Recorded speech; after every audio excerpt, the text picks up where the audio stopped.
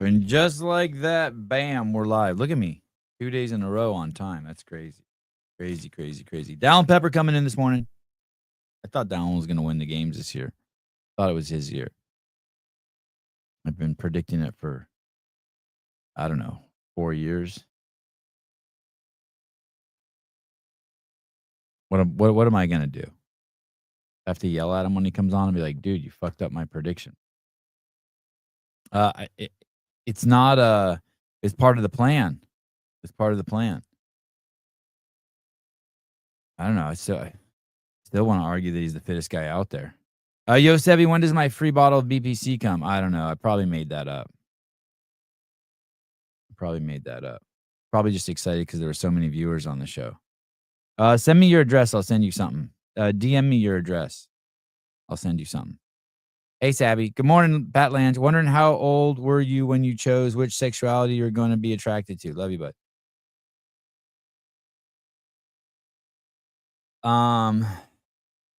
I chose when I was. I see what you did there. I chose when I was 5 when I saw my kindergarten teacher, and then every time I pull up this picture of you, I'm thinking about changing my decision. I'm just like, damn, look at you. What a hunk of a man. You got that silky polo, hugging your titties, that great smile. I love your head. Your head's fucking unbelievable. You know what's weird? We were talking the other day about when you're a kid, how you want to be a black kid. Every fucking white kid's dream. And then, but I always think that about being bald too. I'm like, I always wanted to be bald too. Like all my bald friends look good. I don't have any. Every single bald guy I know is attractive. I don't know a single unattractive bald guy. But then for some reason, bald guys want hair. I don't. It's weird. I was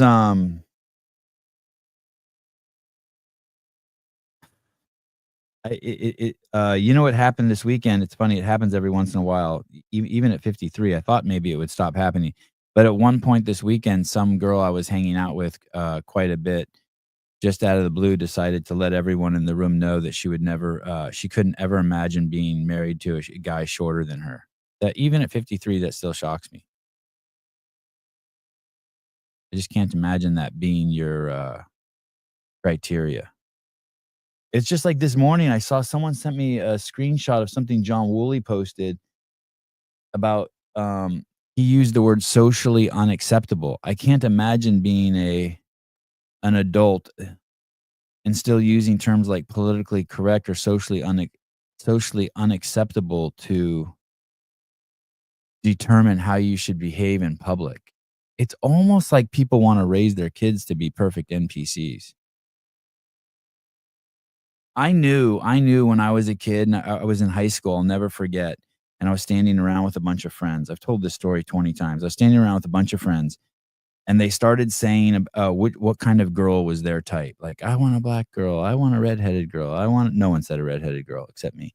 "I want a brunette. I want a blonde. I want a girl," and I'm just thinking to myself, "Shit, I'm totally the opposite of all these dudes. I don't care what kind of girl I get. I know what kind of girl I don't want. I don't want a cunt." I knew that. I was like, "Damn," I didn't care. I didn't care what she looked like. I just didn't want a bitch. And I remember thinking, "Wow, these guys seem so limiting."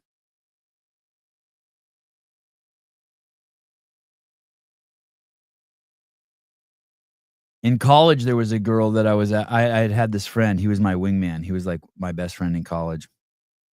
We'd been, like, super tight for 3 years, you know what I mean? You know what I mean? Like, the kinda guy, like, you know your college friends, those guys, you're so fucking close to them. Like, you pee in front of them, you shit in front of them. You date girls together with just everything. And I remember one time I was going after this girl, and he explained to me that she was out of my league. Like he did a sit down, like an intervention. "Hey, dude, she's too tall and too attractive for you." I was like, "What the fuck?" After 3 years. It's crazy.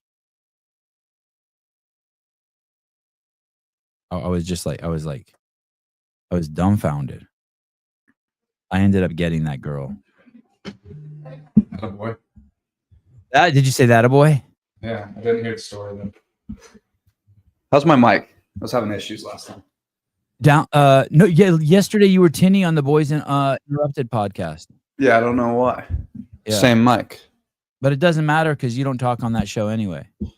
Yeah, just keep getting interrupted or something. Hey, bring the mic. You know what it is? Bring the mic closer to your mouth. Yeah, the close. Can you put it like the closer it is to your mouth, the sexier you'll sound. You sound like that. Yeah, exactly. Let me see. Let me just talk into it closely. Testing. Yeah, can you hear yourself in there? No. Oh, go to that gear, Dallin, down at the bottom, and then go to the audio, and then go to oh shit, my shit's not working. How come no one's told? Oh no, my shit's working. And then go to speaker. You see speaker, the drop down menu for speaker, and then try to pick your headphones. What about that one? How's that? Can you hear me in your ears now? I could hear you in my ears before. Oh, but you can't hear yourself in your ears? No. I mean, I can hear everything. If everyone can hear me, then that's fine, right? Yeah, you sound good. And there's a little volume knob on the top of that mic too. How about that?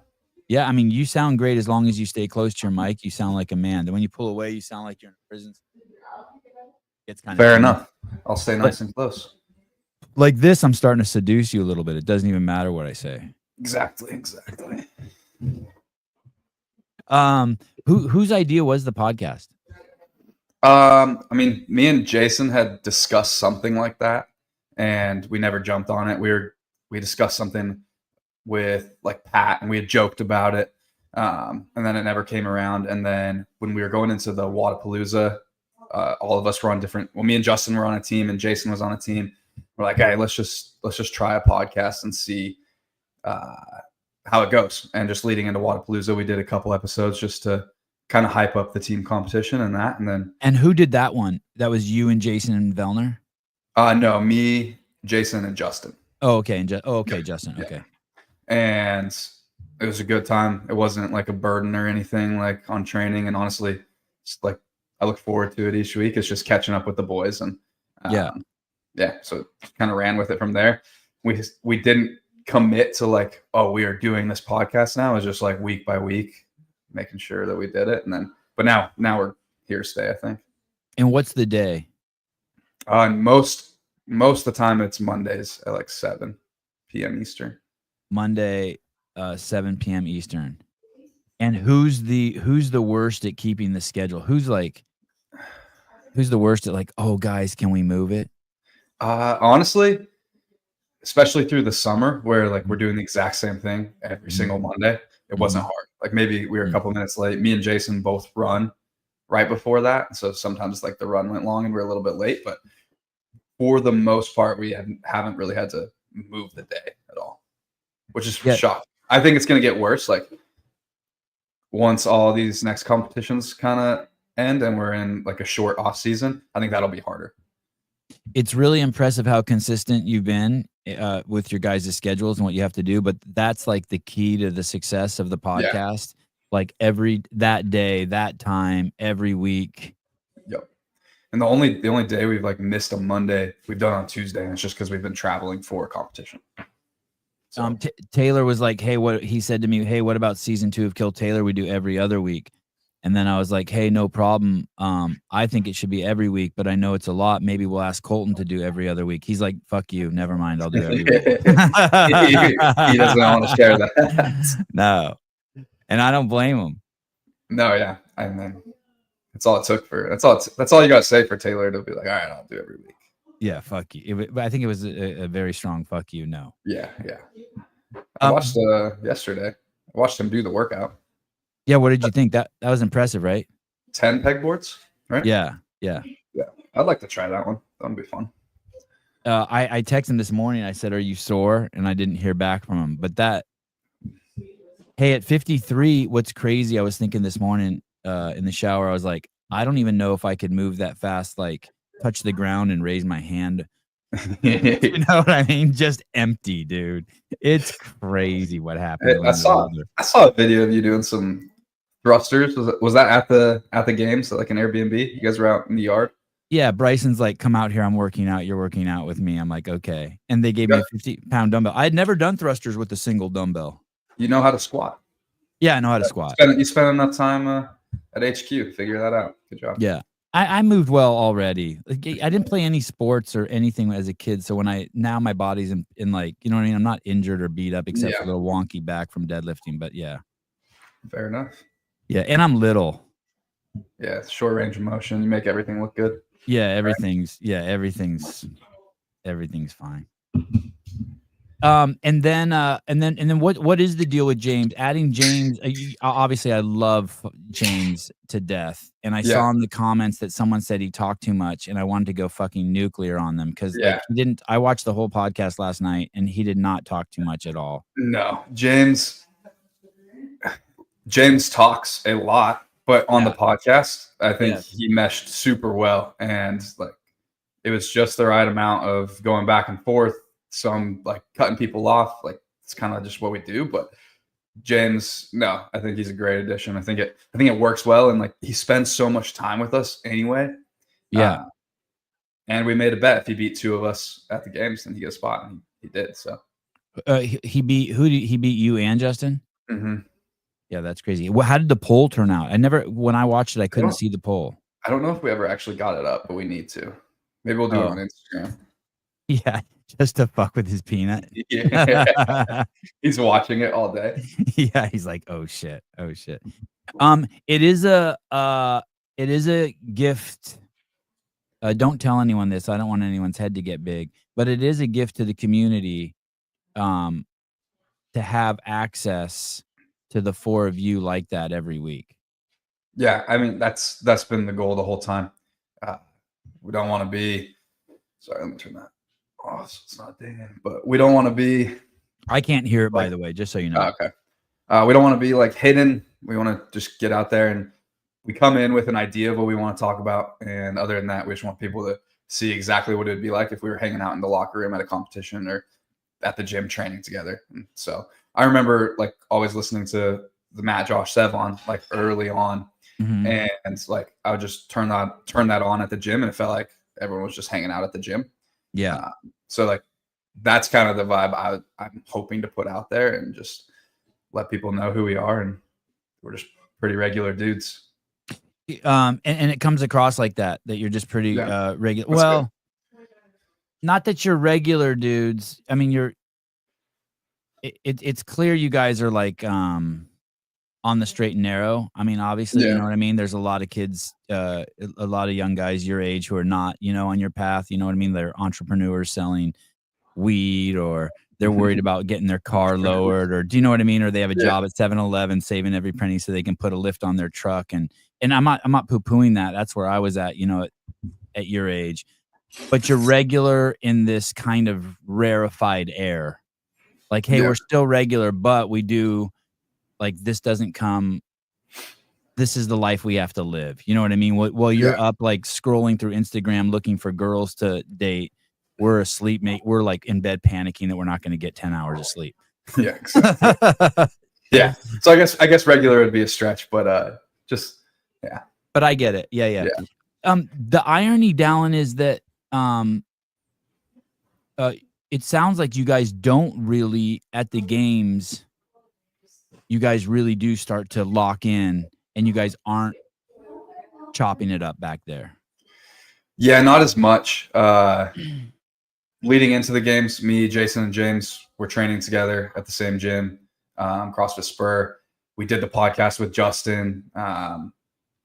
Like James would come over to the hotel that we were at, and we played games in the lobby. Like those were all the days leading up to it. And then kind of like Thursday afternoon after the briefing, it's kind of like give each other a nod and off to separate rooms.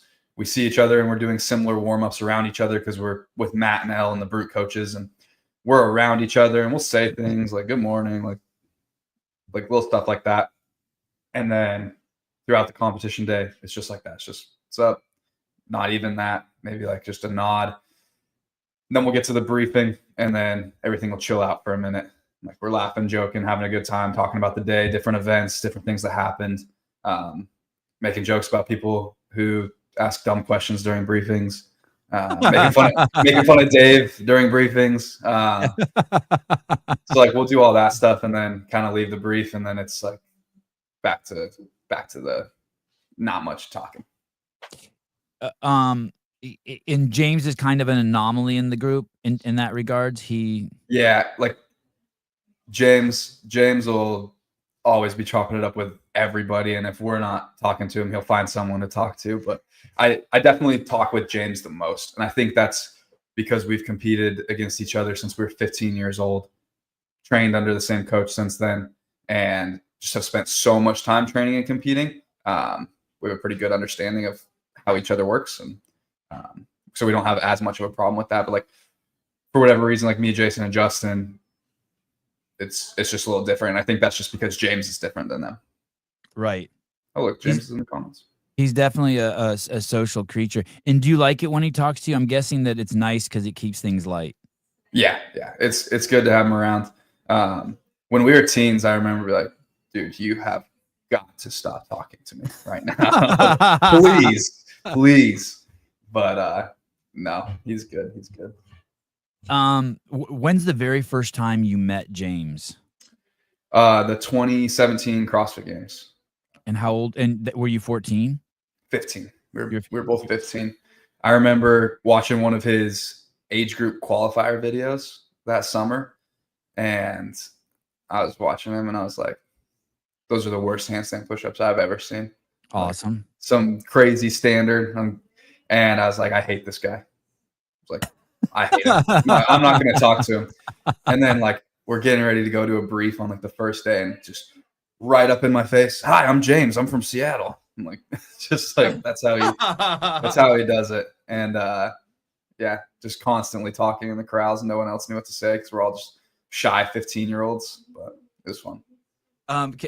Isn't being 15 awesome? Hey, dude, I hate this dude. How come? Have you seen his handstand push-ups? I fucking hate him. Yeah. And so when you entered the games, you didn't enter at the very youngest. You were at the top of the 14, 15-year-old division? Yeah, I did the Open when I was 14. So that would have been the 2016 Open. And my first exposure to the games was like the Froning film and the 2015 games. And that was the first teenage division. So like I saw the 2015 and I was like, oh, I'm going to do that. And then I took like 115th or something in my first Open. And then the next year. And it was always the plan to qualify when I was 15, not 14. So. And what did you place that year in 2017? I won. Or in the Open or? No, in the games. I won, yeah. So you won the CrossFit Games the very first year you were there. Mm-hmm. And then it's kind of easier to like James after that too. He was nice to you and you beat him. Exactly. Okay. And then in 2018, you entered the 16 and 17-year-old division? Yep. And you qualify? Yep, I won that year. Holy shit. Okay. And then in 2019, you're the 17-year-old division. You're at the top of the division? Yep. And how'd you do? I won that year. Holy shit. Who took second that year? Do you remember? That year was I'm forgetting the order now, but there was like an Eastern European, Matus Kosar or something like that. And then I'm pretty sure Tudor Magda was on the podium too. And then 2020, that was 5 people went to the ranch. Yep. And then 2021, how'd you do? I missed by 1 spot at the West Coast Classic. And do you remember who was in the spot right above you? Who beat you? Brandon Luckett. Oh shit, an old guy. Yeah. I was like, it was like right on the edge of where like, because it was like Noah, Cole Sager, Brandon Luckett. Oh man, who else? Will Morad. Damn, those are some big names. Yeah, so like that's who I was competing with, and Sean Sweeney was the other one. So it was like kind of like they're at the back end of their career, and I'm like just trying to kick one of them out, and couldn't do it. How close were you to Brandon that year? I think like 9 or 12 points. Okay. Yeah. So going into the final event, you had a chance. Yeah, like if I won the event and he did poorly, or I got enough spots in between us, like there's definitely a shot. And then, do you remember the workout? It was 15 ring muscle ups and then like 4 or 5 cleans down the floor, just like one at each bar, ascending weight. So something that's really doable for you. Yeah. How are your ring muscle ups? Are they good? I would say that's one of my best gymnastics movements. Okay, so you get excited when you see them. Yeah. And no ring muscle ups last year or this year? Nope. Oh my. I was praying we were gonna do Amanda this year. Like, dear God. Do you know Amanda God? Yeah, please. Please. Amanda. I know she's. I think it's named after someone who passed away too. I think Amanda. I think so, yeah. Yeah, the redheaded girl. Dear God, can you lean over and look at Amanda and just get her like, get a thumbs up, get some approval. And then 2022, where were the games that year? That was the last year they were in Madison? No, we did 22 and 23 in Madison. Oh, okay. 22 and 20. And did you qualify in 22? Yeah, I was at the MAC and I took second that year at the MAC. And that was that the year Jason won it? No, he won. No, games. That was the year before. Okay. So like Jason and James were at Syndicate. It was the time we went back-to-back weekends in Knoxville. So like they were the weekend before, and then I was the weekend after. Did James qualify to the games before you? No. So that was when Will Morad got him by 1 point, and it was like an 85-point swing. Oh yes. That was that year. Did any of your colleagues from when you were a teen qualify to the games before you? Not. Like, did Tudor ever qualify before you? No, not in my age. And Tudor's a year younger. So I think me and Tudor qualified. No, Tudor qualified a year earlier than me, I think. For the games. Yeah, in terms of like how many years out of the teen division. Oh, right, but the same year you guys went to the games for the first time together. Yeah, we went to the year. Me and Tudor both went that year in 2022. And what place did you take at the games? 19th. Okay. And when you take 19th, I'm trying to think of like how Ty Jenkins felt versus how you and James felt this year. When you took 19th, were you happy? No, I was like, no, man, I didn't know what I was getting. Like, it was nice being a teen, and like I knew Madison and the venue. Like I've done the thing with. I understand how the briefings and corrals and all of those things work. I'm like, okay, I have a leg up there. But going from the teen division to individual, even just going to my first semifinal and then my first games, like everyone is moving so fast on that floor. It's unbelievable. Like I used to be able to, when I was younger, see the floor, see what everyone was doing. And then it's taken until the last couple of years to be able to do that in individual division. But like it's a beatdown. And when things aren't going your way, like that rookie year, it's like you wake up Sunday and it's like, here we go again. Like that kind of feeling, which is not fun. So talk to me more about what's different. Are the boys moving faster? Are the judges more strict? Yeah, I think it's people are moving faster. So the best example I would have is my first year at West Coast Classic. It was my first semifinal. And the second event. And that was 2021? Yeah. Okay. Yeah. And the second workout we did was like the 27, 21, 15, 9 thrusters, 4, 3, 2, 1 legless rope climbs. We get out there for the first set of 27 thrusters, and I feel like I'm just ripping the bar down, like pulling the bar down as fast as I can. And on the first set of 27, I get to 22 and I start hearing barbells hitting the ground. And I am freaking out. I'm like, what is happening? I'm sprinting to the rope, hurrying to do my rope climbs, and I'm sprinting back to my bar. I don't even have time to look over because people have already started. And just that rushed feeling of trying to keep up but not being quite in control is kind of how it felt. I can't remember what there was some road to the games or some behind the scenes I was watching, and maybe it was Lucy McGonigal or someone, and they had just finished a race. I can't remember. It was like a 5K or something, with the proven team or something. I could be making this up, but the spirit of what I'm saying is correct. And afterwards, her coach is like, great job. Now we just have to take 5 minutes off that. I think I saw that clip. And I don't remember who it was, but I was like, and they were being serious. The coach was being serious. Great job. Now we have Yeah. to take 5 minutes. So you're dead. There's no way in your vision you can take off 5 seconds and someone's saying you have to take off 5 minutes. Yeah. Um, was it like that for you? Is there any sort of like emotional beatdown? Like when you're like, holy fuck, I moved as fast as humanly possible. My Yeah. transitions were non-existent and yet I have to go faster. Like, is that what you're thinking? Yeah. And like in that event, I actually ended up taking like second. Oh, But wow. Okay. in the ruck run that year and a handstand push-up workout, and honestly runs for the first couple years as an individual, I'm like, I just ran my heart out and I'm nowhere near anybody. Uh, and that's super disheartening when you put in what you feel like is a lot of work and you feel Yeah. like you've made a lot of progress. And it's Yeah. that same thing, like, okay, now we just have to be 5 minutes faster. And it's like, it's hard to comprehend that.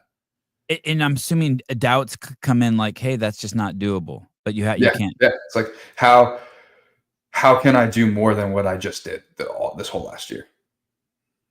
Hey, it was like that when someone did a 3-minute Fran. It was like no one will ever beat that. Yeah. Back in the day, like because you never saw them stop moving. Yeah. Yeah. They just went unbroken. Just like, Yeah, nice they went and quick. unbroken. Yeah, they transitioned good, and then all of a sudden, someone's like 2:35, and you're like, wait a minute, It's where like, did you make up 25 seconds? Yeah, yeah. and then it just got faster and faster.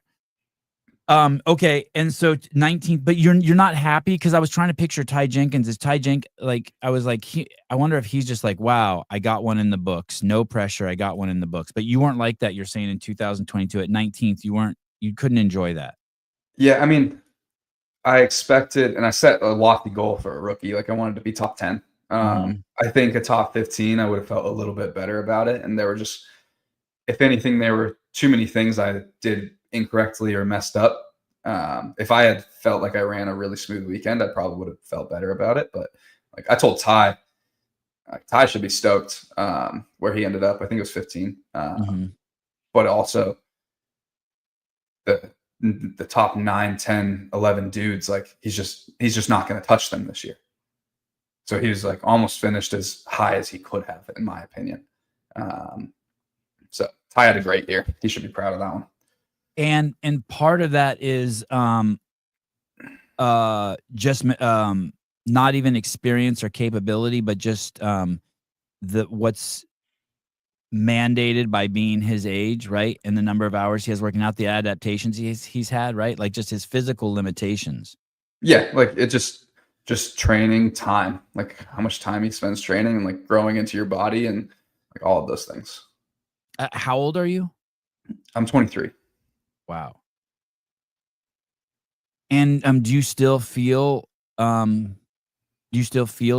Like when you look around out there, you're like, wow, there's some dudes out here who are like older dudes who have like more hormones and shit pumping through their bodies and are further along in their maturation as a Yeah, man.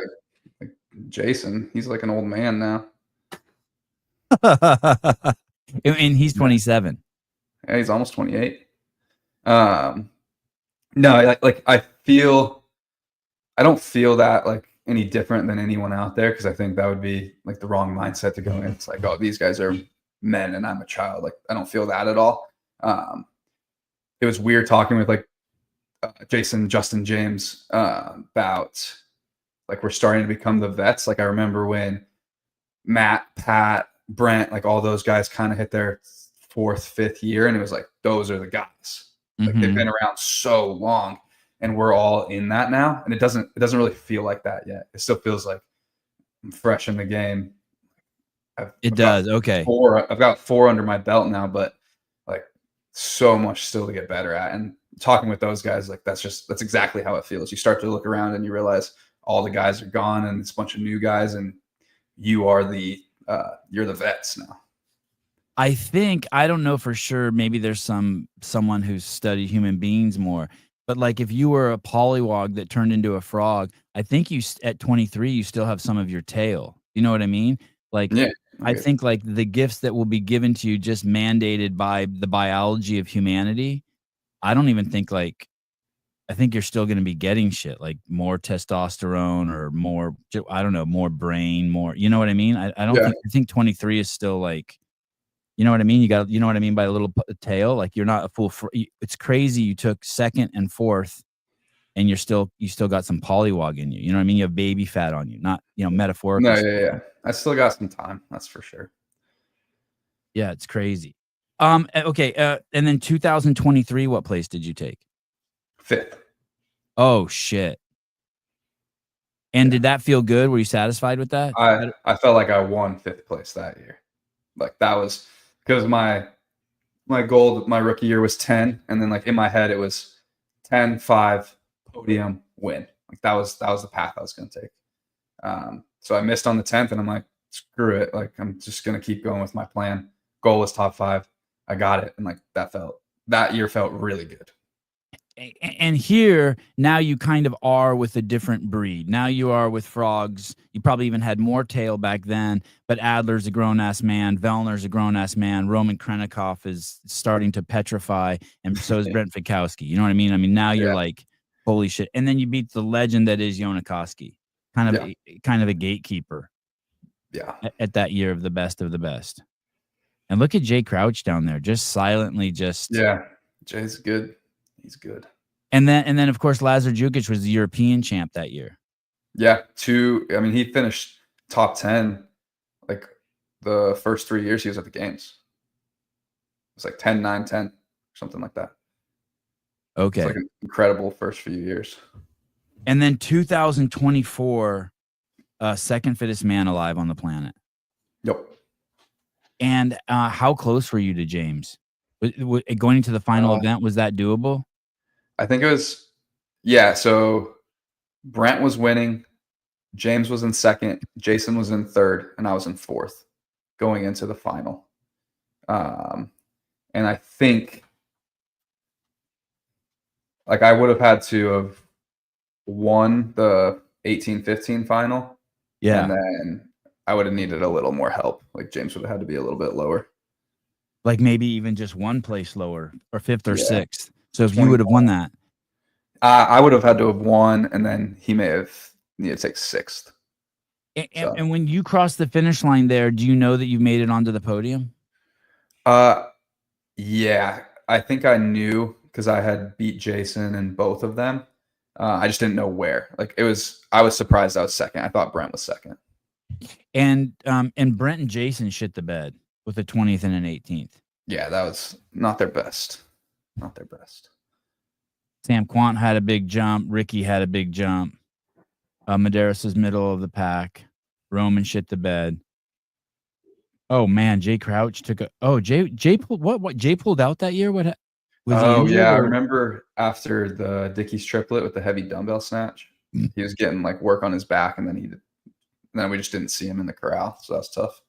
When you stand by Jay Crouch, does he seem smaller, like a smaller frame than the rest of you guys, like a smaller bone guy? He kind of looks like, in comparison, would be like Tia seems like smaller than some of the women, but she's so freakishly strong. Like Jay just seems like lighter, springy. There's also a lot of big dudes in the sport right now, so yeah, he maybe it's his waist is smaller or something.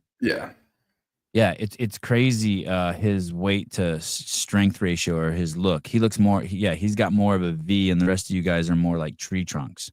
Yeah. Okay, so for you and I don't know if how the mindset works. I guess you're about to tell us. So you go 19th, 5th, 2nd. That's like perfect, right? Mm-hmm. That was like right on my plan, essentially. Yeah, it was right on my plan too. I remember when you came in the sport, I'm like, yep, 2025, this dude's winning the games and he starts the dynasty. So when you go in there, I'm assuming both you and James, since James took first last year, both you and him are like, there's really only one spot. Yeah. James trying to hold on to it, and you're like, well, I got everything else. Time to get that one.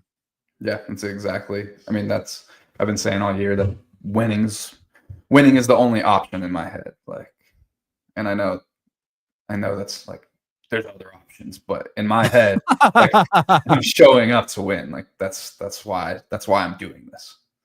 And down the rumblings out of your camp And the rumors were that you really believed it. Like once a week, we would hear, "Holy shit, Dallin's got his head on right. Oh my god, the team around him strong." Like we would always hear that. We were hearing nothing but good things about you. Even going into the final workout, all the media was whispering, "Holy shit, Dallin's like is telling people, or Torres, someone's telling people like this one's his." So your head was on straight the Yeah. coming into the games.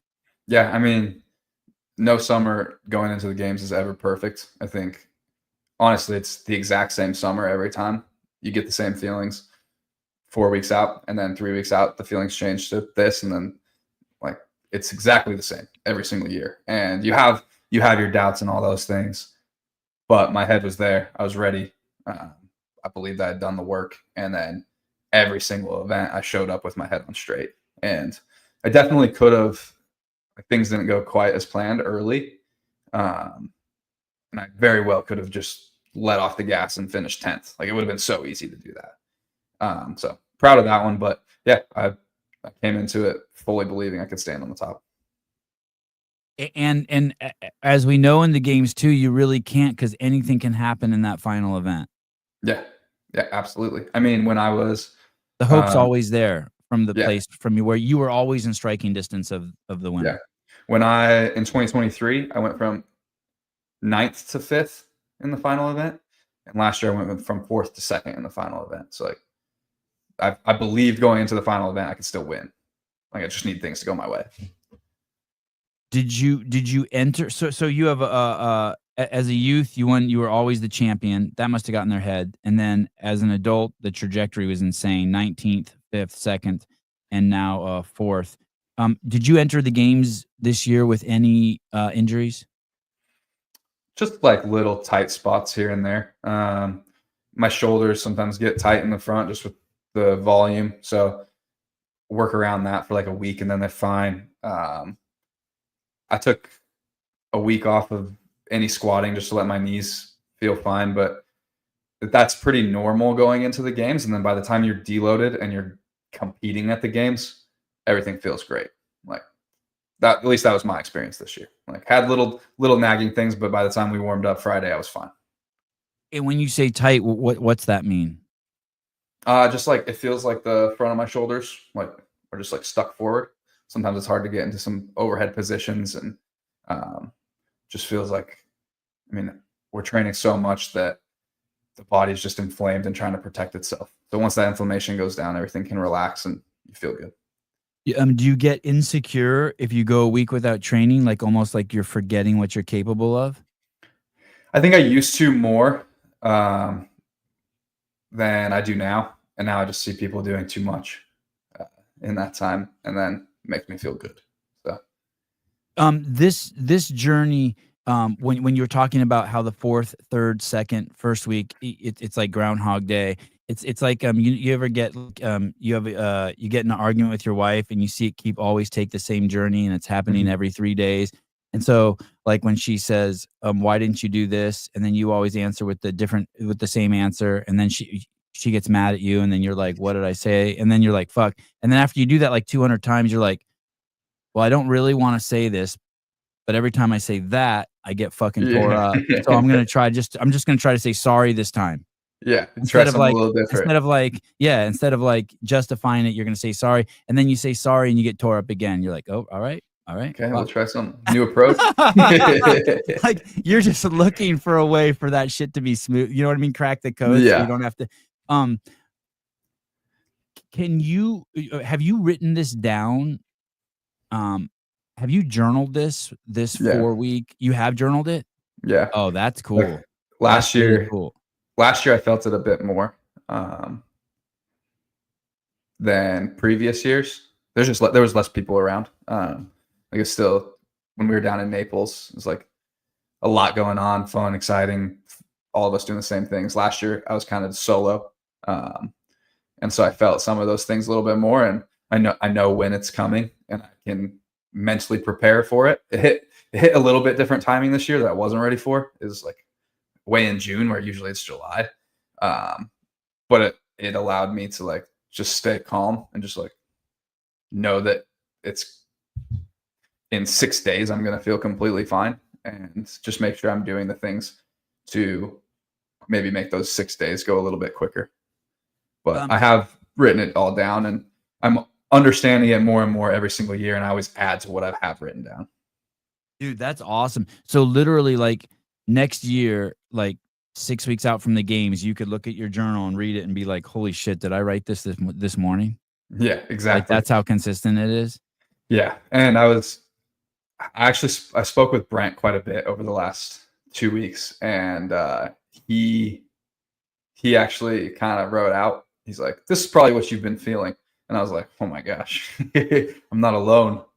But yeah, Hey, that would be a great book, dude. yeah, It would be so awesome.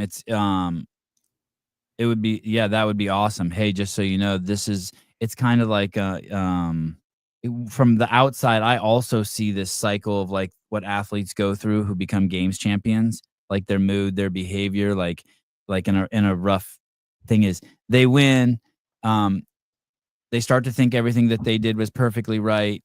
They start preaching to other people. Like there's like this path they go down. They get more, the pressure gets more and more. They get a little bit more and more full of themselves. Then at some point when they retire, they turn their back on the games and they start focusing. They get angry at the games. You know what I mean? There's this like life cycle I've seen now. It's from yeah, OPT to the present of just this psychology of the yeah, champion. And it would be awesome if you wrote that. It would be awesome if you documented that, just but yeah, from your perspective of just like in the same way, like the nerves, the pressure, and then there'll be little nuances, right, of the different things you feel every year versus the previous year as you have greater expectations on yourself. yeah. Did you have Uh, so even though you weren't satisfied at 19th, did you have greater expectations of yourself this year than let's say year one as a games athlete? meaning what? I Like, don't know. I was afraid you were gonna say that. um, meaning, uh, uh, almost like it's less fun.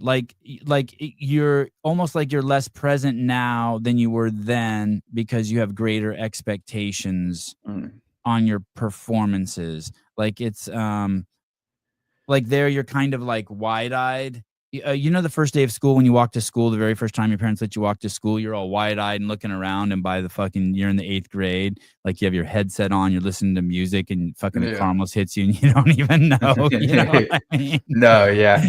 Uh, I think it's the opposite. I think I'm more Okay. present now. Okay. I'm seeing more. I'm taking more in, and like that first year, you're kind of like a deer in headlights. Like everything's happening to you, and not you're not Oh, letting wow. you're not controlling it. Damn, that's mature, dude. And now I feel like I'm doing it, and it's not happening to me.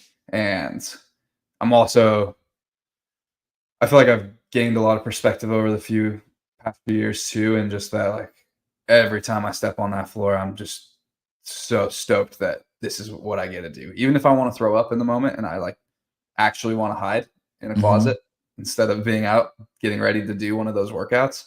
Uh, Mhm. I love the sport and like CrossFit as a whole, and the fact that I get to do it with some really cool people.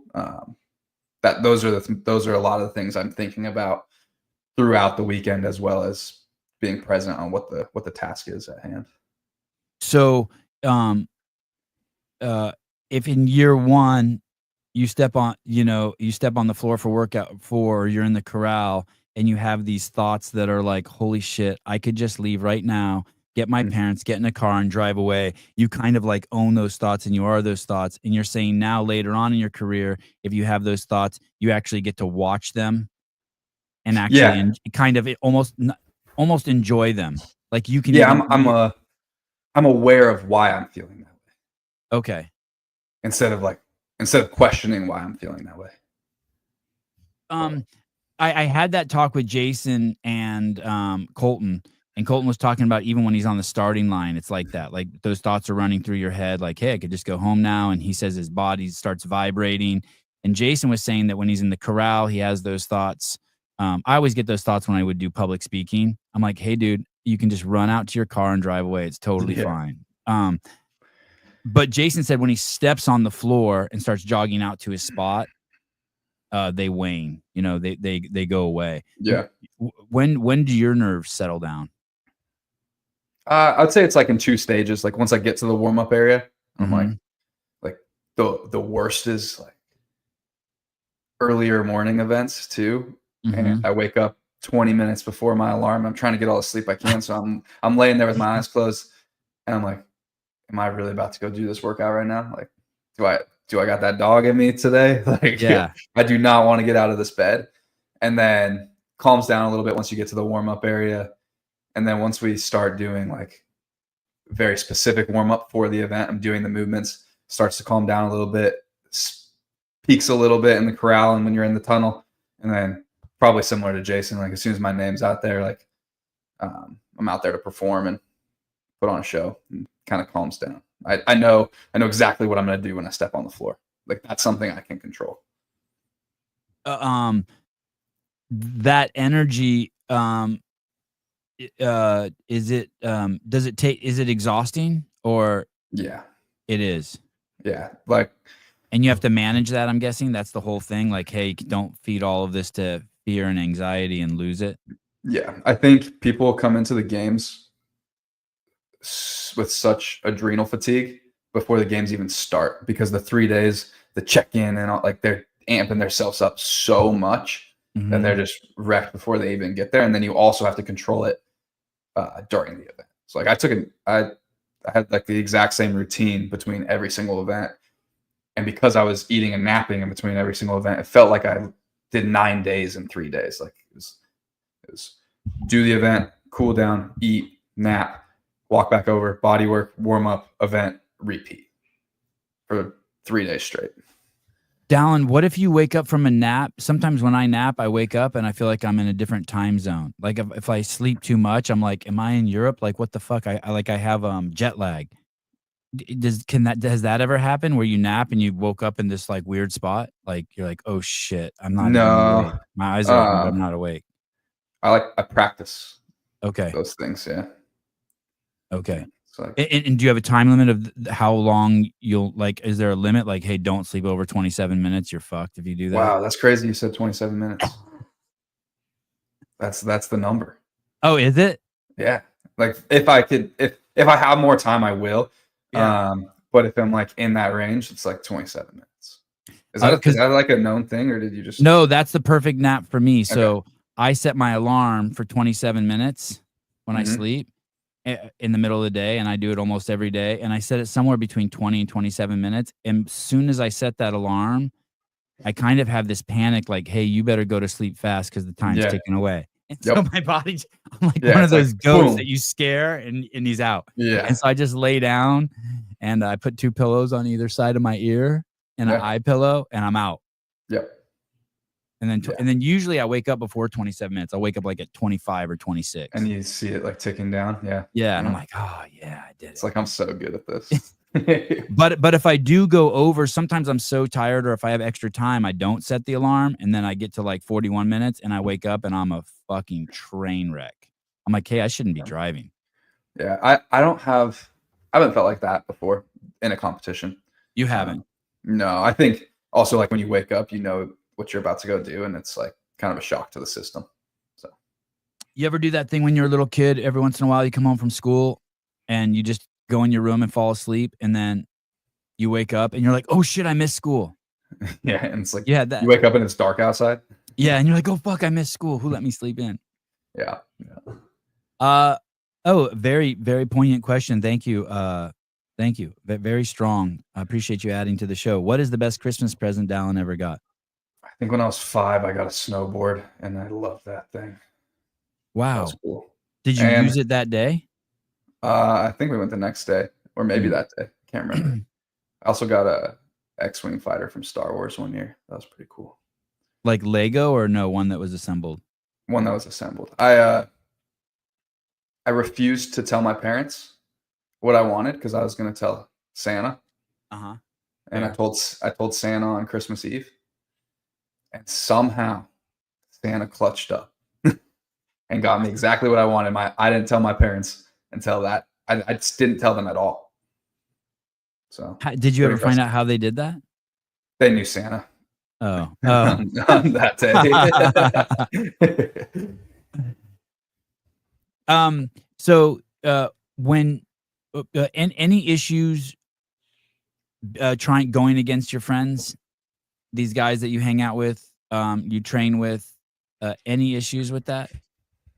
I think Any hiccups or challenges? it only feels better when you win and hurts more when you lose. That's about it, though. It does feel better when you win. Yeah, you want to like it's as simple as a board game with your buddies or Yeah. whatever it might be. It adds that to it. It's not just like competing against these random guys. Like it's a little sweeter when you win. There's more pride at stake. And is it weird that you guys all think that you can beat each other? I don't think it would be as exciting if we didn't. But yeah, like I think truthfully this year it was not a fitness thing. I just got beat. I had the fitness to win, but I got beat. And what do you mean you got beat? I didn't have as good of a weekend. Made mistakes. Some things didn't go my way. And like I think you can make excuses in sport all the time, but those excuses are just sport. Like sport is things going your way and things not going your way, and it's going to like the chips are going to fall one direction, and you just need to put yourself in the best situation to capitalize when they do fall your way. Wow, this is crazy. I don't understand people, but I like it. Dallin has fucking Mickey Mouse parents made me choke up.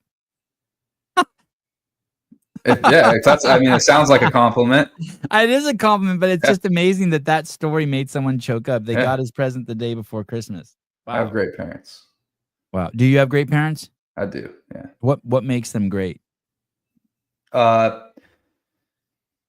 Quick answer would be giving me every opportunity to succeed that they could at the cost of their own.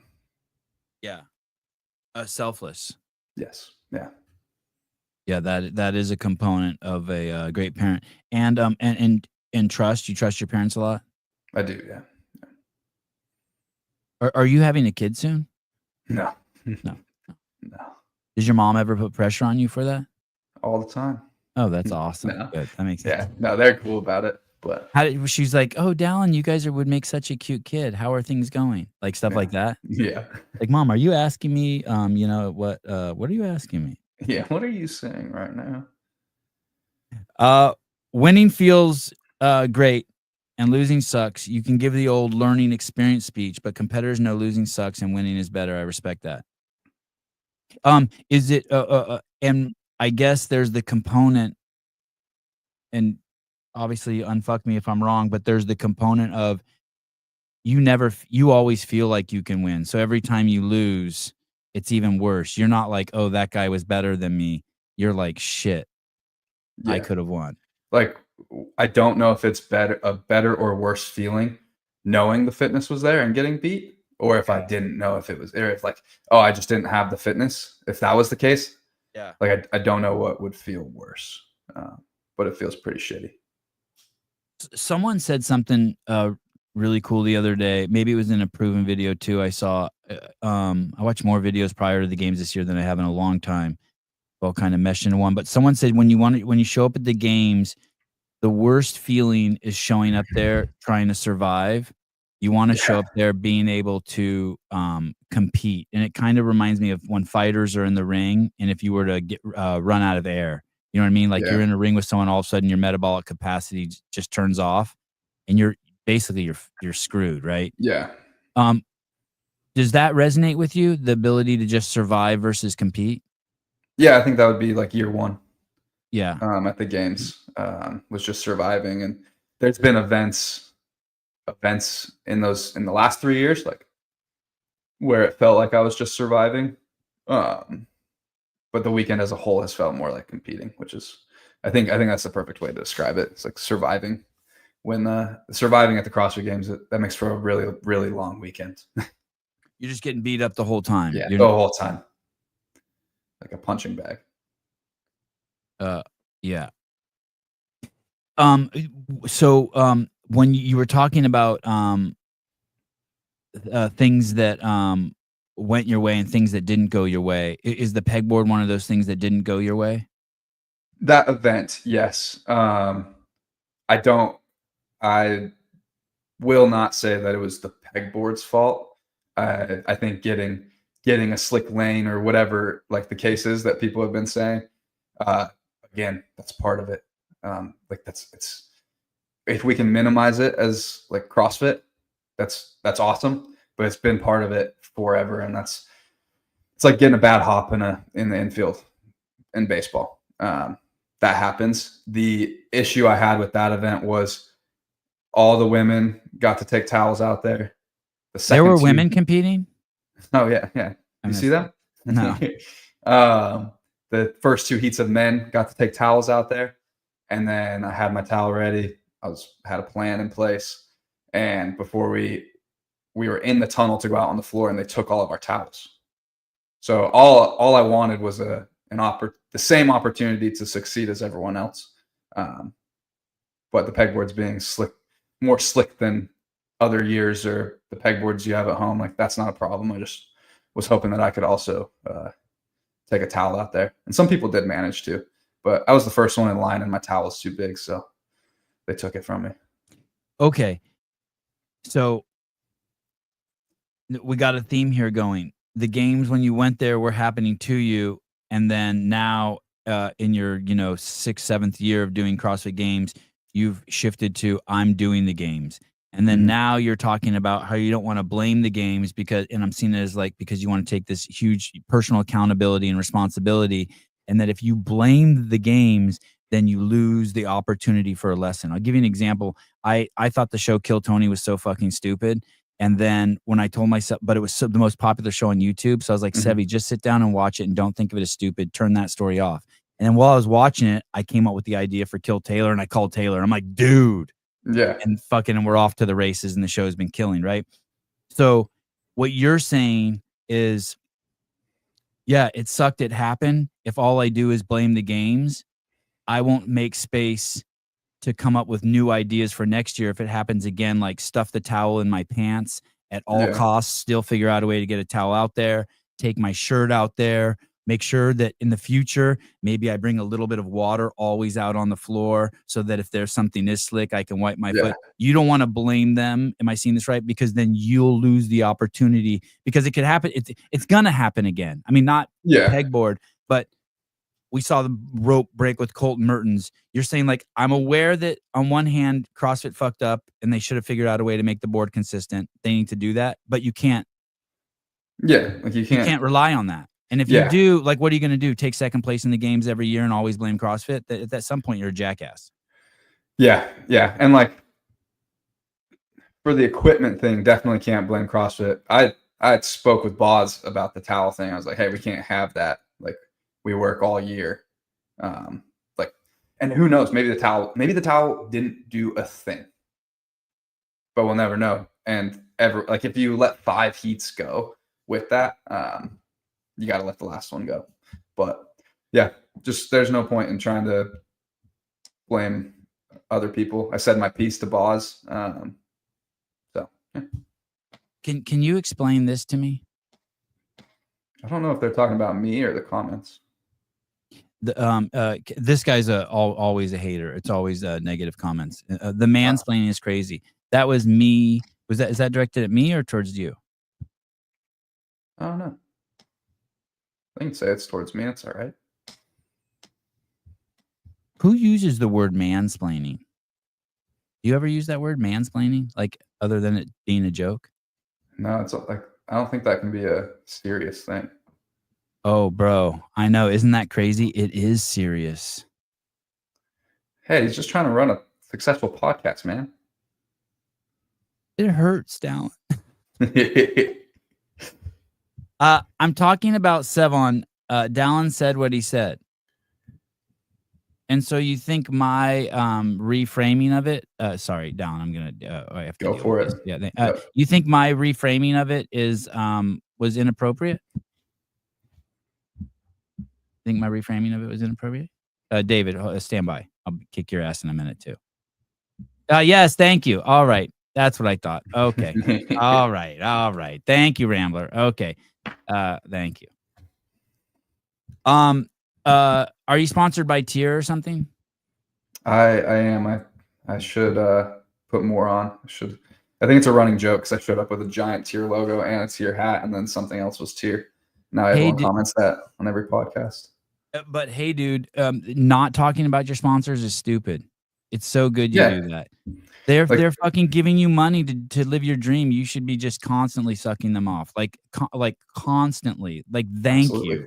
Yeah, that's why I mean, I think Jason, James, Justin, like me and Jason especially, are trying to put out like good content for our sponsors that doesn't seem so in your face, but like that's more fun to watch. It's been fun to do that, but When you told the story on the Boys Interrupted podcast, you said Terrence.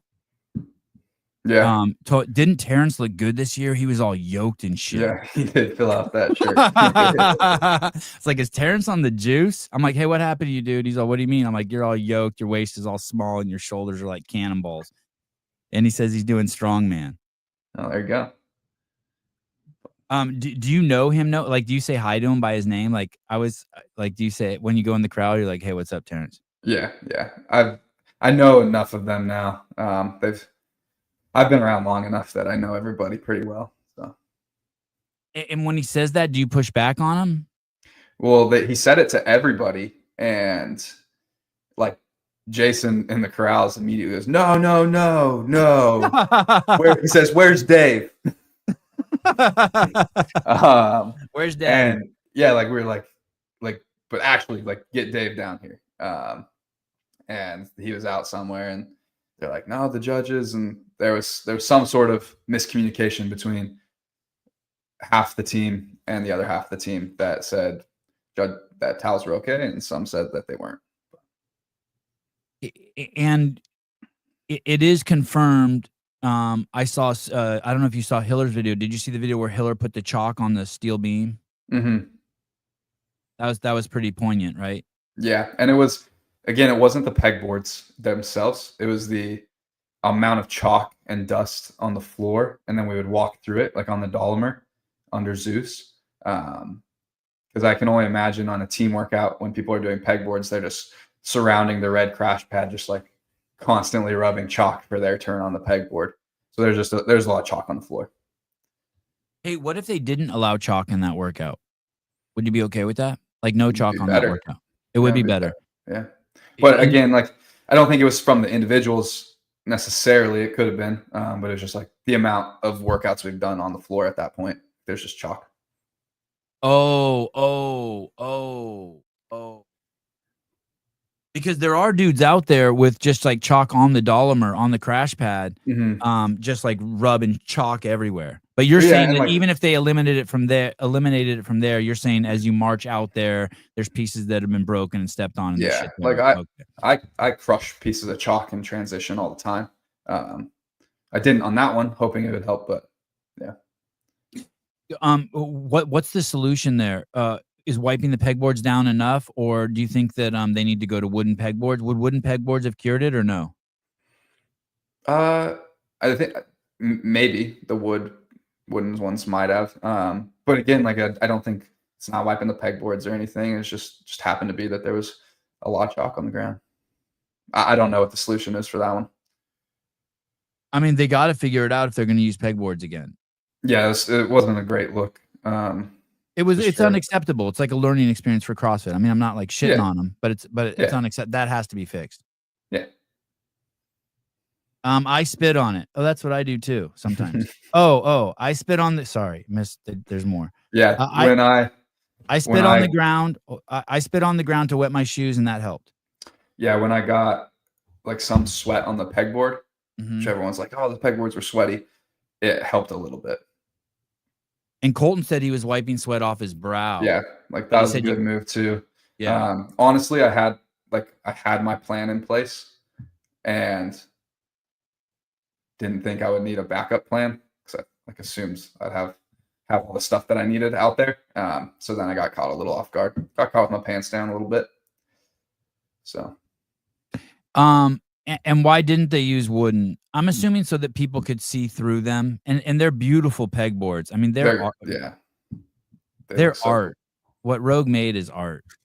It's an art piece. I mean, you could have that shit in your living room and it would be cool. Inappropriate, Cole. Very inappropriate. Anything else like that at the games this year? And any issues with the rowers? I know that they were out all night in the rain. I know Katie was tripping balls. She was like, she owned that. Yeah. No, I mean, the rower was a little slick when I first got on it. And I think it was just it was a little cooler. So like there was a little dewy when I first got on. And then by the time I was sweating enough, I was like fine. What do you mean slippery? The actual handle? And the seat a little bit, which was weird. Like I have a rogue rower sitting right over there. And I've never had that. So I think it was just happened to be that the weather was just a little slick sitting down. And I also think it was the material of the shorts. Like someone said something about wiping your shoes with your shirt too. I tried that, and like the material of those things didn't absorb or wipe anything. Okay, KF. So now get ready, buddy. Now is where I do my mansplaining. I do that triggers libtards. And basically you slip on the seat and you lose transfer of energy to whatever that thing is you hold on to. You don't want anything slipping around because you want just direct transfer of energy, right? Your butt slips and you've lost a little bit of the transfer of energy to the cable. Are you saying that's me? Yeah. Oh yeah. I mean, it was. You either say yes, Sevon, you're fucking brilliant, or you say no, jackass. Yeah, I mean, you definitely don't want that, but it was only for when I first sat down, and that was fine. Gotcha. Like I just had to like shimmy my butt a little bit. All right. Look at you, fucked it all up. You gave this guy a fucking L, dude. I mean a W. You gave this guy a W. Yeah. Jackass. I mean, no, you are 1,000% correct. You do not want to lose the transfer of energy. Yeah, thank you. When you're on the Boys Interrupted podcast, do you have your phone out and you're reading the comments? Yeah. Or I pull them up. I forget that I can pull them up on the. Oh, you do screen. have that power? I can't pull them up to the stream, but I can see them all, like on my computer. Only Dallas can pull them up? Yeah, we're trying to figure out. I mean, we haven't tried that hard, but we're gonna get it so that we can pull up comments too. If you all get a StreamYard just a password, like if they make you admin for it. Oh, okay. Is that what you guys use? Do you use StreamYard? Is that that's what we're on right now, right? Yeah. So if you get an admin, then you can pull them up. Because isn't it frustrating if you see a comment that you want to respond to and it doesn't get pulled up? Yeah, I'll usually just read it out loud and then Dallas will find it. I think also you could star them. Oh. Like on the left-hand side, like what Caleb will do is if he sees something he thinks I'll want to see, he'll star it. And then you can click over there. I like it. Is there a bit of resentment at all with Jason, or are you more so happy than that one of your boys got the W? So, like, do you hate him that he won? No, I don't hate Jason that he won. It's not his fault that he won. Yeah, man. Dave could pick anybody. Yeah, exactly. No. I mean, short answer, we played Call of Duty last night. We're fine. But again, it's competing with all your boys. Winning feels even better because of that, and losing hurts even more because of that. So, but like, as his friend, stoked for him. Like that's awesome. Like that's what we. Good for your podcast. Great for the podcast. Yeah, the views are incredible on the last episode. But yeah, like, and that's the moment we're all working for. And so the fact that he got to experience it is pretty cool. Who's in the brute camp? So James, Dallin, Me, James, Jason, B, Ty, Ty, Nate. No, Nate went Nate. to with He's with Dom. Dom. Yeah. Okay, Emma Lawson. okay. Uh, Hey, I've dude, written can Emma down. Lawson beat Tia? I think people forgot how good Emma Lawson is. I think people definitely have forgotten how good Emma Lawson is. Is she Uh, fucking out of this world?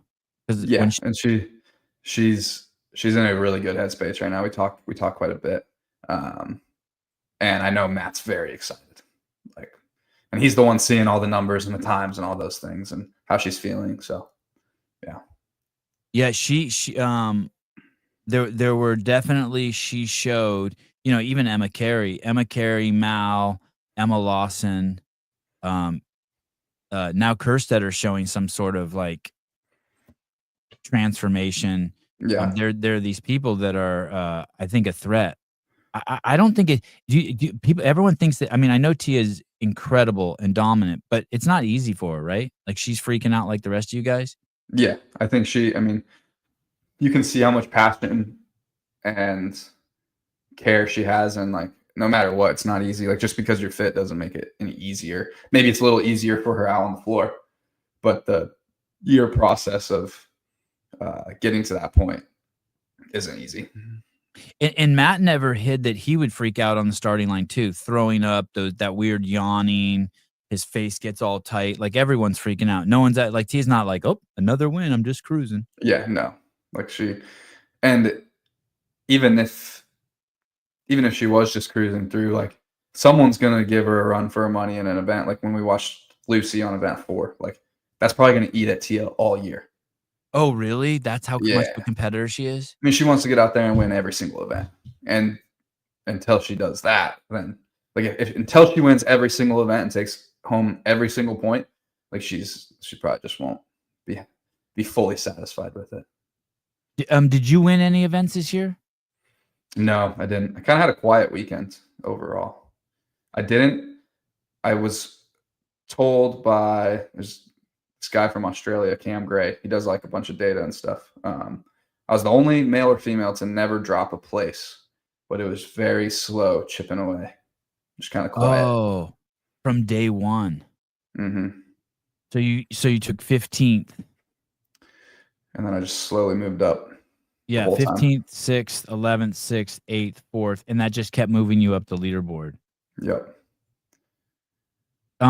Were any of the workouts you were like really proud of? Yeah, I mean, that's the thing is it wasn't the result I wanted, but there was a lot of really good moments. Specifically, event 1, I know that was my worst finish, but I didn't care where I finished. I had a goal pace, and I ran faster than that, which was dope. And to put it in perspective, 2023 5K, I ran 6:48 minute miles for not even a real 5K. And this year I averaged 6:35s. For not even a real. Yeah, it's like less than 3 miles. 6 Tell miles me the this difference year. again. 6:48 versus 6:35. Yeah. Yeah, that's crazy. Other than the end, I didn't have a race, so I backed off a little bit. So like really proud of that one. I took 6th on the event 4, the run, deadlift, handstand walk, another running workout. Been working really hard on that. And then 5th place on that handstand push-up workout was a huge win. What's the deal with handstand push-ups? Why isn't your world-class shoulder to overhead, but that doesn't transfer to handstand push-ups, huh? Yeah. I mean, is there an explanation for that? My arms are a little bit longer than some. Oh. Like that doesn't help me. Like it is odd. Like I'm great. I've got a 230 strict press. So I'm great at pressing, especially with barbells. But yeah, just something I'll always work on probably. But I've made a lot of progress. Like to take top 5 with 30 full depth parallel handstand pushups. Like I was very nervous for that event. I had no idea how it was going to go. The back squat also something, being that you're 23. I'm not poo-pooing. You got 495, right? Yeah. Yeah, insane lift. But that's also something men keep adding to their back squat their whole lives. I mean, Hmm. like, you know what I mean? Like you see 60-year-old dudes setting PRs. It's like just one of those movements. Yeah, that one was honestly a shock. My best back squat was 475 going into that, and I was hoping for 490. Wow. Um, and I haven't done an actual squat cycle in probably like 3 years. Wow. I just like don't squat. So I thought a lot more people would be over 500 pounds. So just probably won't squat much this year either. So Hey, is that something you can actually get energy from the crowd from the squat? yeah, like in the warm up area, I did a 455, Mhm. and then I put 470 on the bar for my first attempt, and I unloaded it, and I was like, I really wish there was more weight on this bar because it feels so easy, like effortless, and that was at my max, my PR. Um, And that's in so the warm-up area. In your warm-up area, you did your PR? no, so I did the 455 in the Oh, warm up oh, area, yeah. and it didn't feel like anything special, like it was fine. Okay. And then I walked out on the floor, and I didn't even like get the crowd going. It was just like being out there. And then my next attempt, like getting the crowd going a little bit goes a long way. Like it's a crazy feeling. When you do 495, do you remember what you cue yourself? Like, do you have a cue you tell yourself, like tight core or push out of the heels, or do you have a cue? Yeah, I was doing low bar back squat, and just as soon as I unrack it, I got to brace before I even walk it out and stay super tight, and then just a massive brace because my torso is hinged more. So if I don't lock in appropriately before I start my squat, then I'll fold in half. So And what are those pieces you brace? Is it butt, stomach? What is it? Lats? Like, what are you yeah, bracing? like whole torso through. It's like pushing into my belt a ton, squeezing on my lats so my upper back stays stiff, and then squeeze the glutes and then drive the hips back. KF, oh, just so you know, once again, that's rigidity transfers energy better, and There you go. that's important there too, buddy. Just so you know, There if you you need go. that explained to you, check it. Hiller was just saying in here he's surprised more guys didn't do 500. Are you surprised? Yeah, I thought for sure. I thought 500 would be like a 10th or 12th place finish. And what did you end? Oh, and you got an 8. Yeah, with 495. Okay, so that's good. Why haven't you done a squat cycle in 3 years? Is that, I mean, is that good or is that bad or? I haven't needed to. I've always been pretty strong, and most of my strength stuff right now has always been maintenance because I've just been running and doing handstand push-ups. So Oh, yeah, it's like that, huh? Like you're like, hey, these have to be fixed. yeah. So running gets priority, and then if I do a hard running workout, I can't exactly get the most out of my squatting that same day or the next day, depending on what it is. Still try to, but you have to prioritize the order in which you do things each day. Well, your max is now higher than Andrew's. His max is 490. That's all I was actually going for. I had that written down. Just beat Hiller. What did you have 500? You think? It's tricky because I did 495 and it was a bit of a grind, and I Mm-hmm. maybe could have put 500 on for that one, but 505 just didn't move on my third attempt. Oh, okay. Yeah. Did you? Wow, that's interesting. And you think that was all mindset? Like almost Uh, like you got so high from 495 you couldn't get up there it, again? it could have been. It could have been. I've also, yeah, just like I think there's a skill in having that much weight on your back, like unracking 505. I don't, maybe I didn't quite get my bracing right, but it was like a little more shaky as I walked out than the 495. How is Corinne all weekend? She's a legend, dude. Yeah. She keeps it. She keeps things under control. That's for sure. Um, no, I mean, sprinting from the venue to get back to the hotel room to have food ready by the time I get there. Uh, just like anything, just making sure I have everything, keeping my head straight. I know when I go back there, it's like my safe space. No matter what happens on the floor, I've always got her. So So she watches the event, and then it's over. And as you're making your way to do is your routine similar to what Jason said? It's shower, change your clothes, nap. I'll get in the tub. I won't Oh, always shower. Takes time away from the napping, but food, get like Normatec boots and Mark Pro on just to start some recovery. at home Eat or in at the venue? at the hotel, yeah. At the hotel. And then fall asleep, wake up, pack my bag, run over and warm up. So by the time I'm off the floor and back to the hotel, there's food ready for what I need. So you slide your key, you open the door, and she's there, even though she was at the venue watching the event. yeah, almost every time. And does she know? She must see your moods as you do good and bad. What's does she know you, like timing and how to talk to you and all that? Yeah.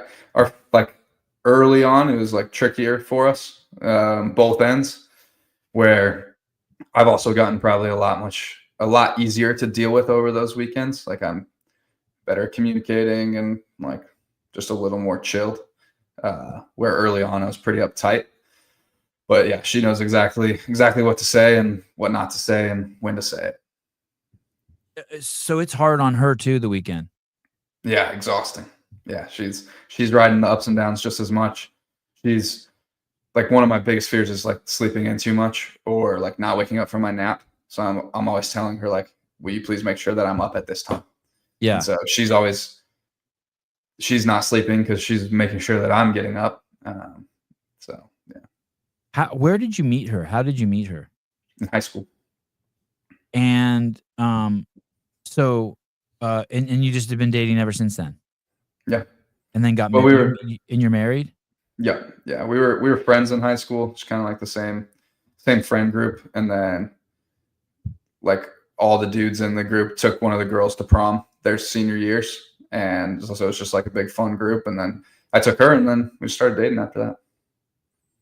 And when does she realize what she signed up for? So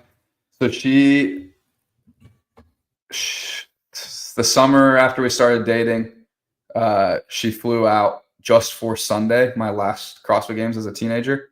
Okay, so that was 2019. Yep. Okay. And so she kind of got a glimpse there, but it wasn't until probably 2021 when it was like, okay, this is what we're doing. And then she knew at that point because we'd been married for 7 months or whatever, and then we moved across the country, and I hadn't even made the games. Oh shit! You'd moved from where was home? Utah. From Utah to Florida. Yeah, and in the week that we decided to move, she got accepted into a big radiology program in Utah, and she said no, and then we went. Oh shit! Do her parents hate you? No. I think at first they were like, what are you doing? What are you doing? So it's a good thing it worked out. Hey, does that put weird pressure on you? Like weird external pressure? Not really, no. Nothing that I wouldn't just like put on myself. The nice thing, like, I didn't end up finishing school either. Well, she finished school. She got her degree, but like those things are always going to be there. I can always go back to school. She can always get into a program. She's grateful that she didn't do radiology. I don't think that's what she wanted to do anyway. Oh, that's nice. That's nice. Yeah. Yeah. All those things are there. That sounds miserable, by the way. I concur. Yeah. Yeah. So she just wants to have a bakery. Oh, that's cool. And your passion also affords her the time to have a lot of time alone to work on her craft. Yeah. So every week I'm training. She does like sourdough drops at three different affiliates around the area, and sells out every week and just takes bread and cinnamon rolls and the good stuff. It's crazy. What a great hustle. You're so lucky you have a girl who hustles. Like being with hustlers it just makes you a capable person. Yeah. Honestly, it's been really cool to watch because I've been very interested in like business and that type of thing since I was a teenager. Like I started the kids program at my affiliate, and I coached the teens classes, and then started doing like coaching and programming and that stuff. Built my own website. So like I like the entrepreneurship side of things, and to watch her develop those traits and find like a passion and get excited for those little things. Like it's been really cool for me to watch. And honestly, I find it very attractive. Like she's like learning new things, contacting people, like just learning all, like you can't learn those things in school. Those are only real life experiences, which has been cool to see. Hey, I like the way you said that you find that attractive. That's cool. Yeah. That's cool. I remember Greg one time telling me, you know why the Jews are so successful? I go, why? He goes, because part of their mating strategy is they find hard work and success attractive, sexy. Yeah. And so it's like, it's a great, I think it means like your radar's on straight. Like you're inspired by her and you find it attractive. Yeah, absolutely. Yeah, no one wants to be the loser. Or you know what I mean? Like a person who doesn't have passion. Yeah. Do those ever come in conflict? Like, is she like, oh shit, we have to leave for the CrossFit Games on Monday. My drop is on Monday for my dough. Down, we're not going till Tuesday. No, not right now. But I have promised her. Yeah, we're gonna get her some big ovens and all that stuff once this calms down a little bit. So yeah. Oh, that's cool. Hey, no one wants a loser. Isn't it crazy though? Some people are attracted to losers. I mean, a lot of people. Yeah, that's your radar. Like imagine if that's your radar. That's fucked up. Yeah, like it's a habitual thing. It's consistent. Sevi, we need a Mormon question. Are you Mormon? I was raised Mormon, yeah. Oh, I didn't even know that. I guess I should have known that just being in Utah. Yeah. All right, there's your Mormon question. Hey, I want to go back to Corinne in a second, but when I think of you and James, I think of you as service-oriented people, and yet probably being a CrossFit Games athlete requires a lot of self-focus and not distraction. And you know, it could be thrown in the bucket of you need to be a big healthy dose of selfish.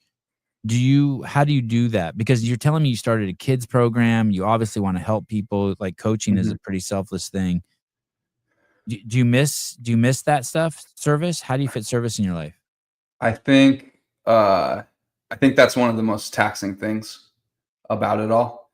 Like you feel luckily I have a really good group of people around me, and they're very understanding. Like all our friends, we're training with them, or like some of our close friends are chiropractors and we hang out with them a lot, but they completely understand.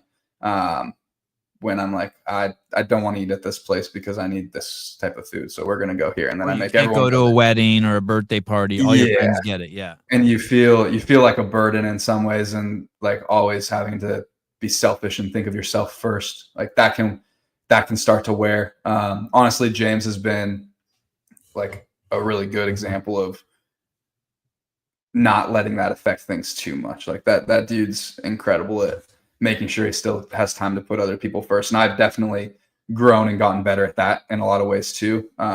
Like this was in terms of like me and Corinne's relationship and that type of thing. Like this was the easiest summer. Like the summers are tough. Like it's training for the games. But like I'm learning more and more about, I don't want to say balance because balance isn't the right word, but like how to handle those situations.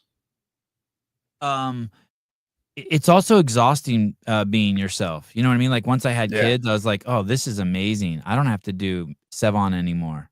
Yeah. Fuck that dude. Like, you know what I mean? Like I just get to do someone else. I don't got any problems. I just deal with them, you know? And because you don't, right? Because you're always focused on yourself. It's kind of like exhausting. Fuck, I'm tending to this fucking Dallin dude again.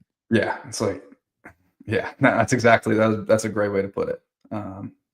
Worrying about what I'm eating, how much I'm sleeping. And like, I feel like in a way, you have to like, you're treating yourself like a child or a young toddler. Like always making sure you're eating and sleeping and get your nap in. And like, it's not fun, but that part isn't.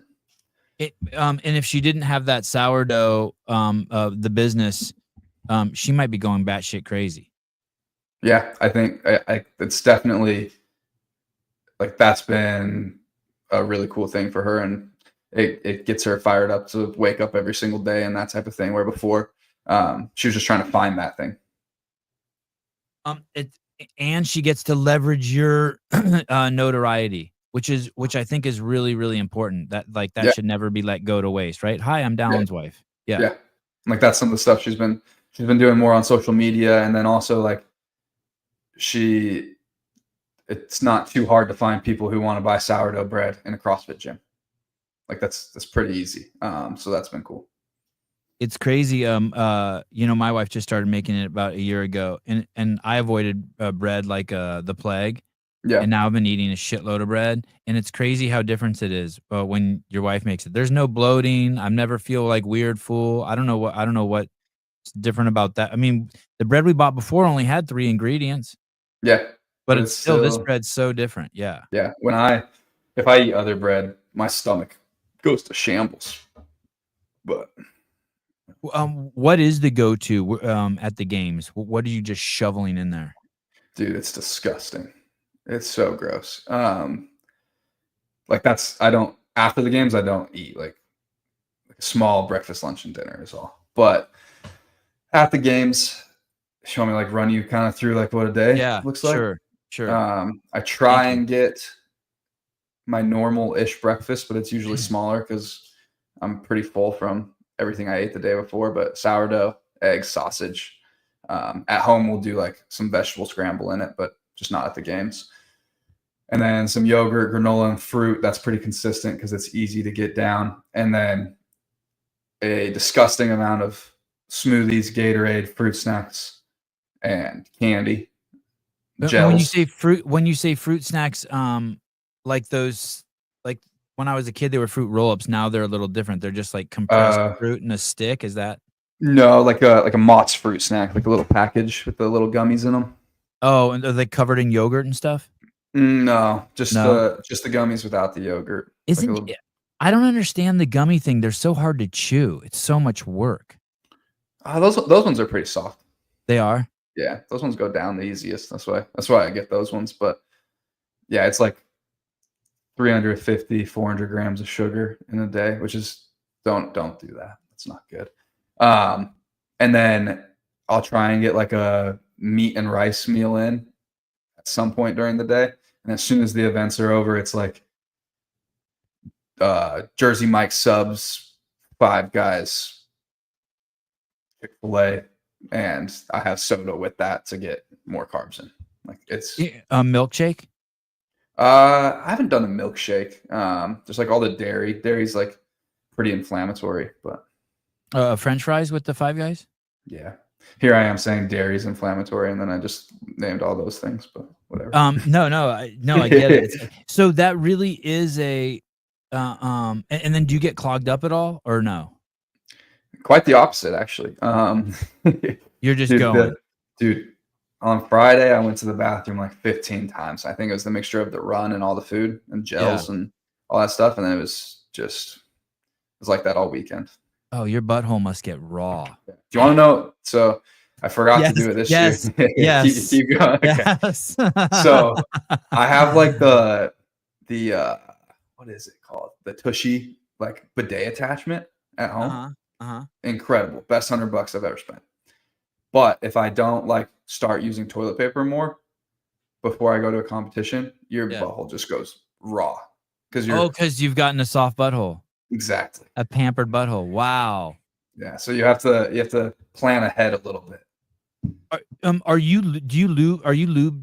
the athletes lube everything before every event? Like before that run, do you put all this shit on your thighs and your buttocks and like are you completely no? I'm so sweaty, I feel like it does itself. Like you don't use any lube for any chafing at all during any of the events? No. Does humidity help or hurt that? Because I haven't had really any issues. I have no idea. I change my clothes. I'm probably like you. I change my clothes at home like 4 times a day. Yeah. I don't even fucking know. Like I cannot stand to be in. I sweat just standing around. So like, yeah, I can't. Like, yeah. How many pairs of underwear do you think you own? like in your drawer? Enough for like 3 a day in a training week, like 20, 25. Do Just you, like training compressions.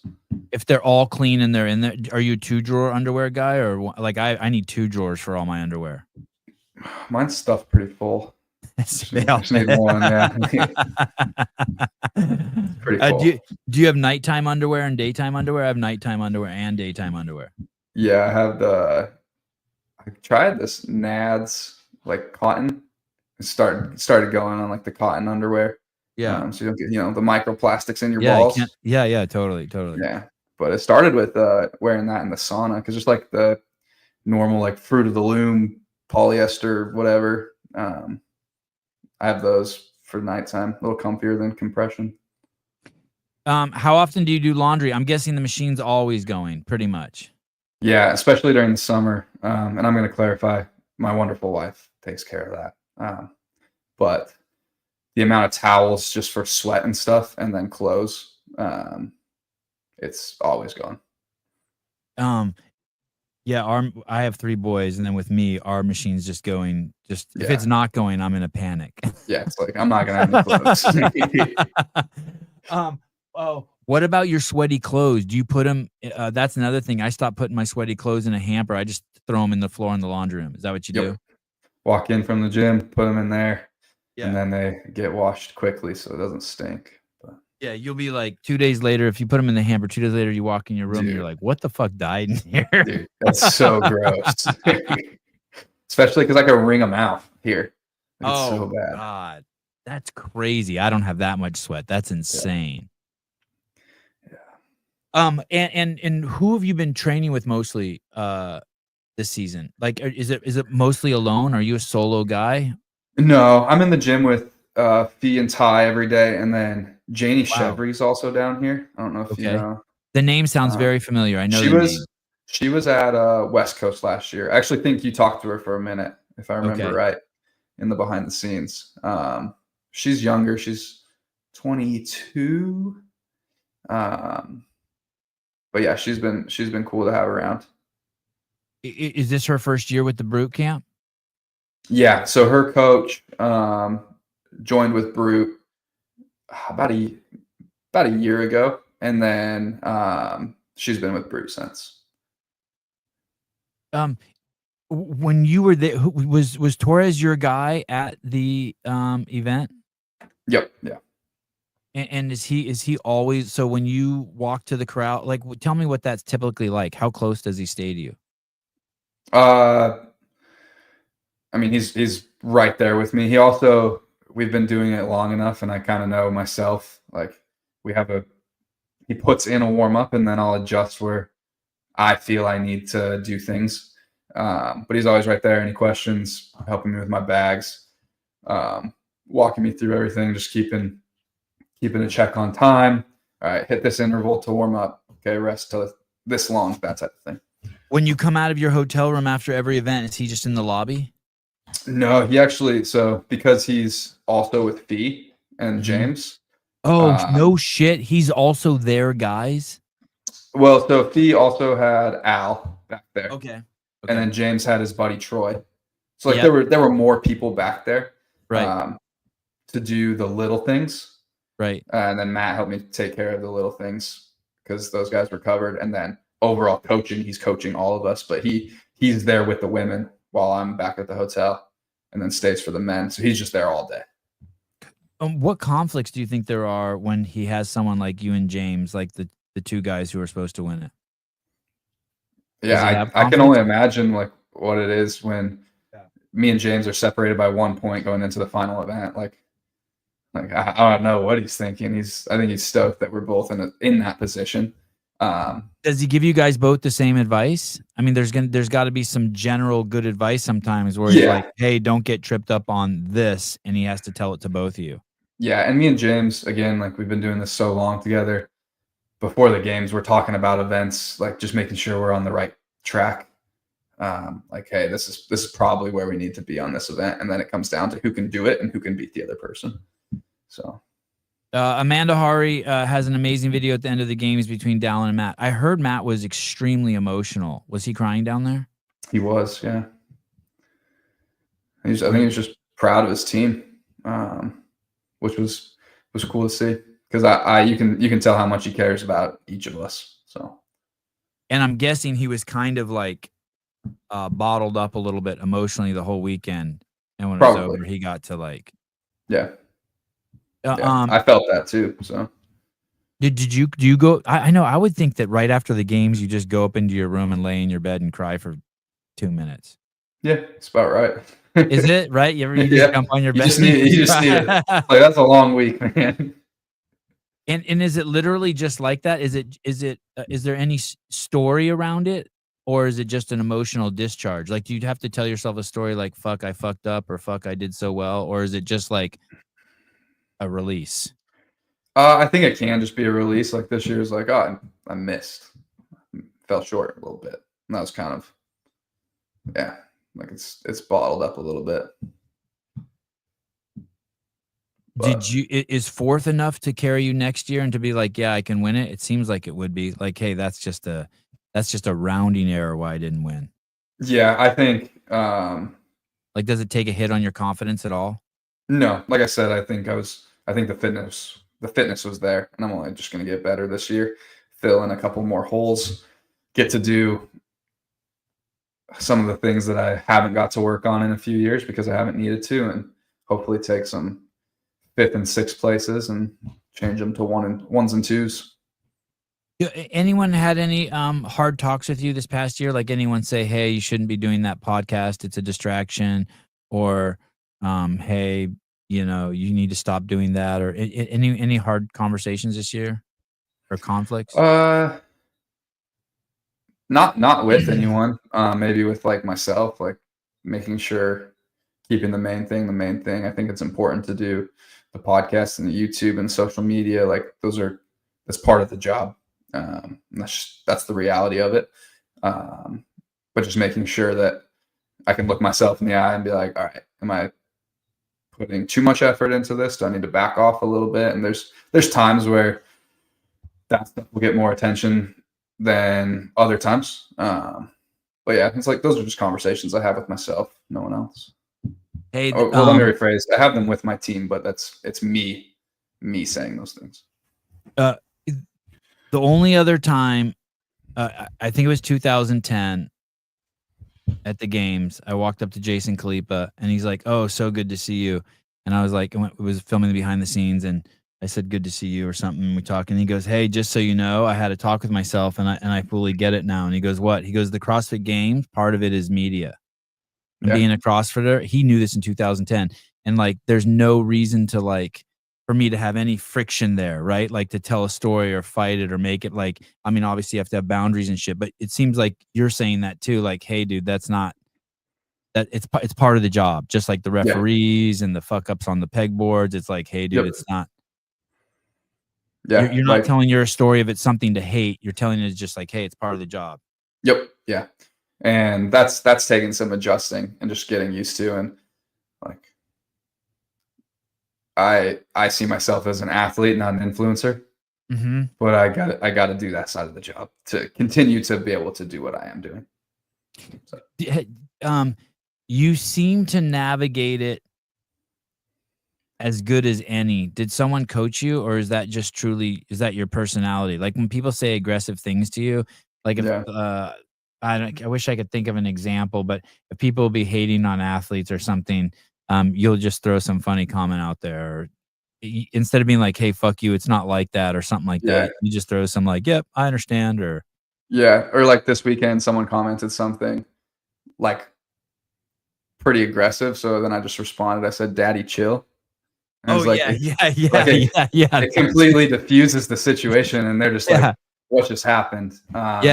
It's so funny, and you choose words like that, "Daddy, chill," and then when we all read them, we all start chuckling. Yeah, and then every time, and the other thing I've noticed is when people like message you those things or comment, and you do respond like that, they immediately hit back with, yo, totally joking, huge fan, good luck this year. Every single time. I'm like, you gotta be kidding me.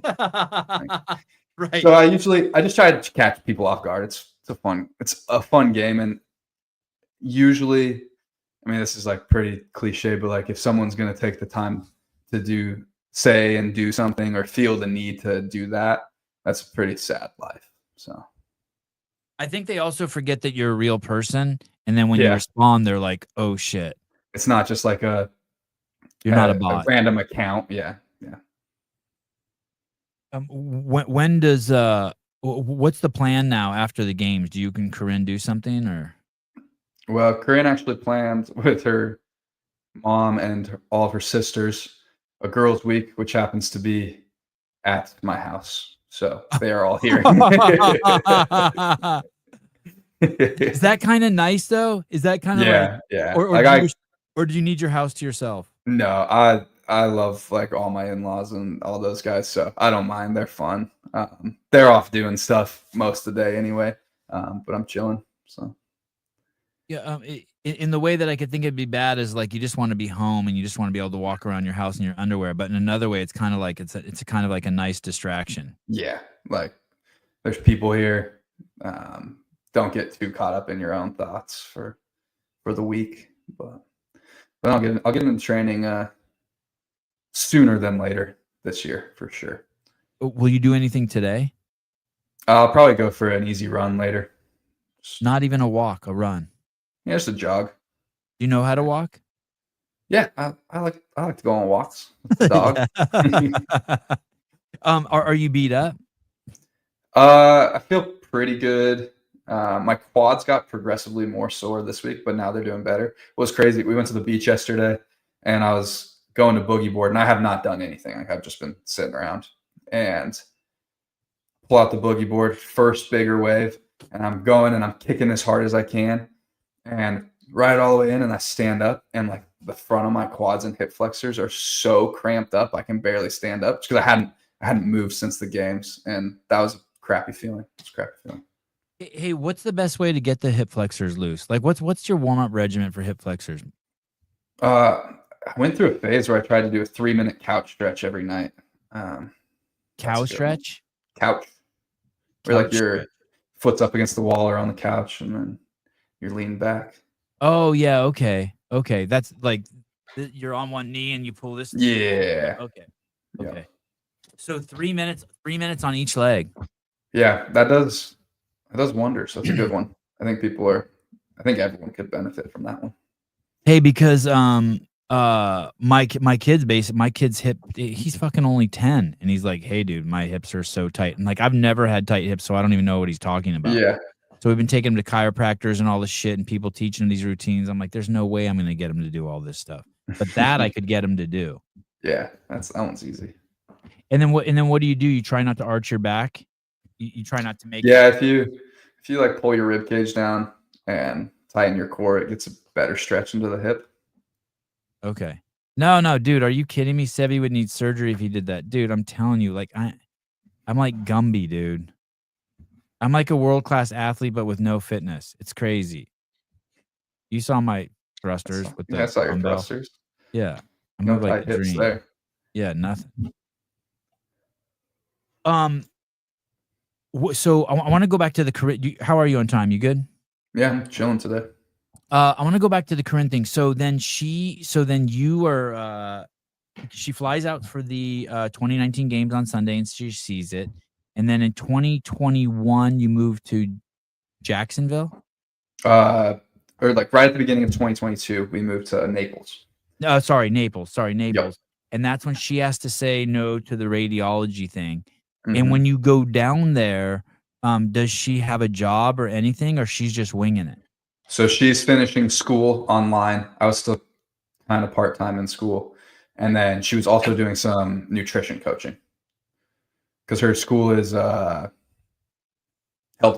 degree is in health promotion.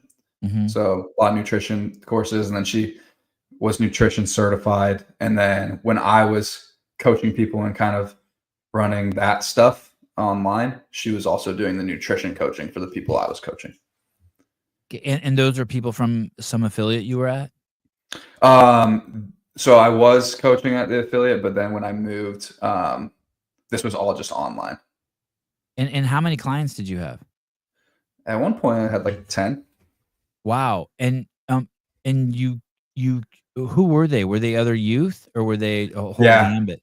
a lot of teenagers, but there were some other people that just like mid-20s, early 30s. Um, yeah, my business was called Pepper Programs. And so was doing nutrition, and that was all online, and people you had just met just through word of mouth. Yeah, so I like ran an Instagram.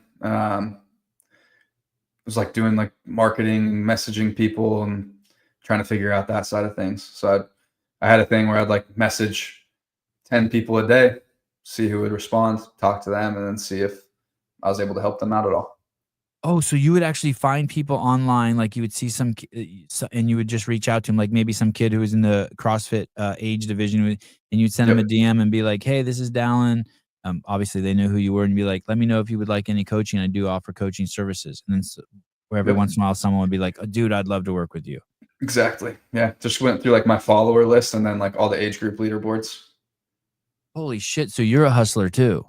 Yeah, I like that stuff. It's fun. It's fun. And so you go there, and how do you pay for all that? Is that through your program, or do your parents, like your When we dad? moved there, Yeah, do your mom and dad send you $500 a month, or how does no, that it was work? between like coaching people and then sponsors at the time. Like uh I got really lucky to work with some really good companies, and Coop hooked me up with some really good deals to just put myself in a situation to take that risk for at least 1 year. Like we were able to do that and hope that I made the games, and it only went up from there. So And Cooper Marsh is your agent with Lab Management. correct. And so he gets you that deal, and then do you see that money and you're like, okay, I have $100 and I'm going to spend $20 a month to rent, and I'm going to need another $20 for food and another $20 for car insurance, and then this will pay for mine and Corinne's phone bill, and like you have to and be like, ooh, it's going to be tight, but I can make it Yeah, this year. yeah, pretty much.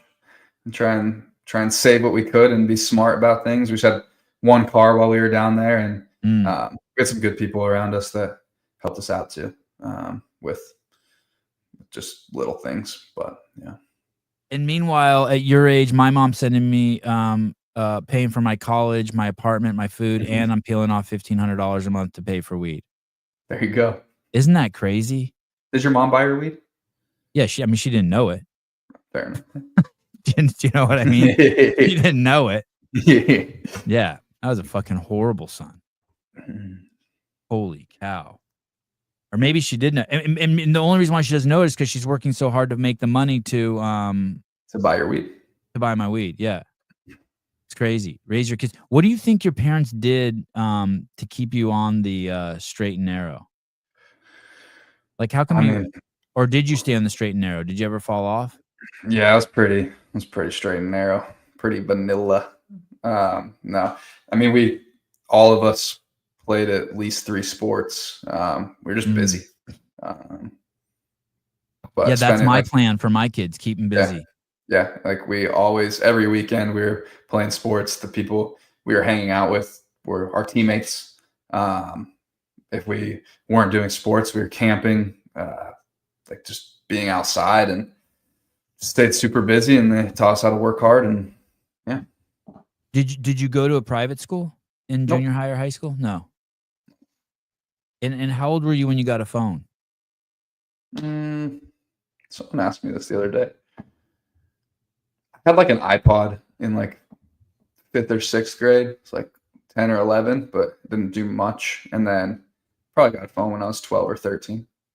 And that didn't cause problems for you? Mm. I mean, I'm sure I spent too much time on it. Like, I mean, I still have that issue. Like, I think everyone does. But yeah. Respect the hustle. Yeah, man, hustle. The hustle's great. Thank you, Seth. Yeah. I used to go to Craigslist, and that's all I did is hustle. Just look for jobs, odd jobs, filming, always putting ads on Craigslist. I'll film for you. Mhm. And yeah, I just Yeah. hustled. Do Mormons have sex? That's a great question. Yes, they do. Why do you think there's so many of them? What are you talking about? What are you talking about? That's all they do. I've got 4 siblings. That's all they do. They work and have sex. Very simple life. And so you go down there, and then are you engaged at that point? We were married before we went to Florida. Oh, no kidding. And Yeah. was that? Oh, how did you decide you wanted to get married to her? I knew she was the one. We worked well together. It's also just something that we both value. So. Did you have that conversation early on, like on that first prom night? Were you like, "Hey, wouldn't that be a trip if we got married?" No, not that first night. But was it pretty quick? Probably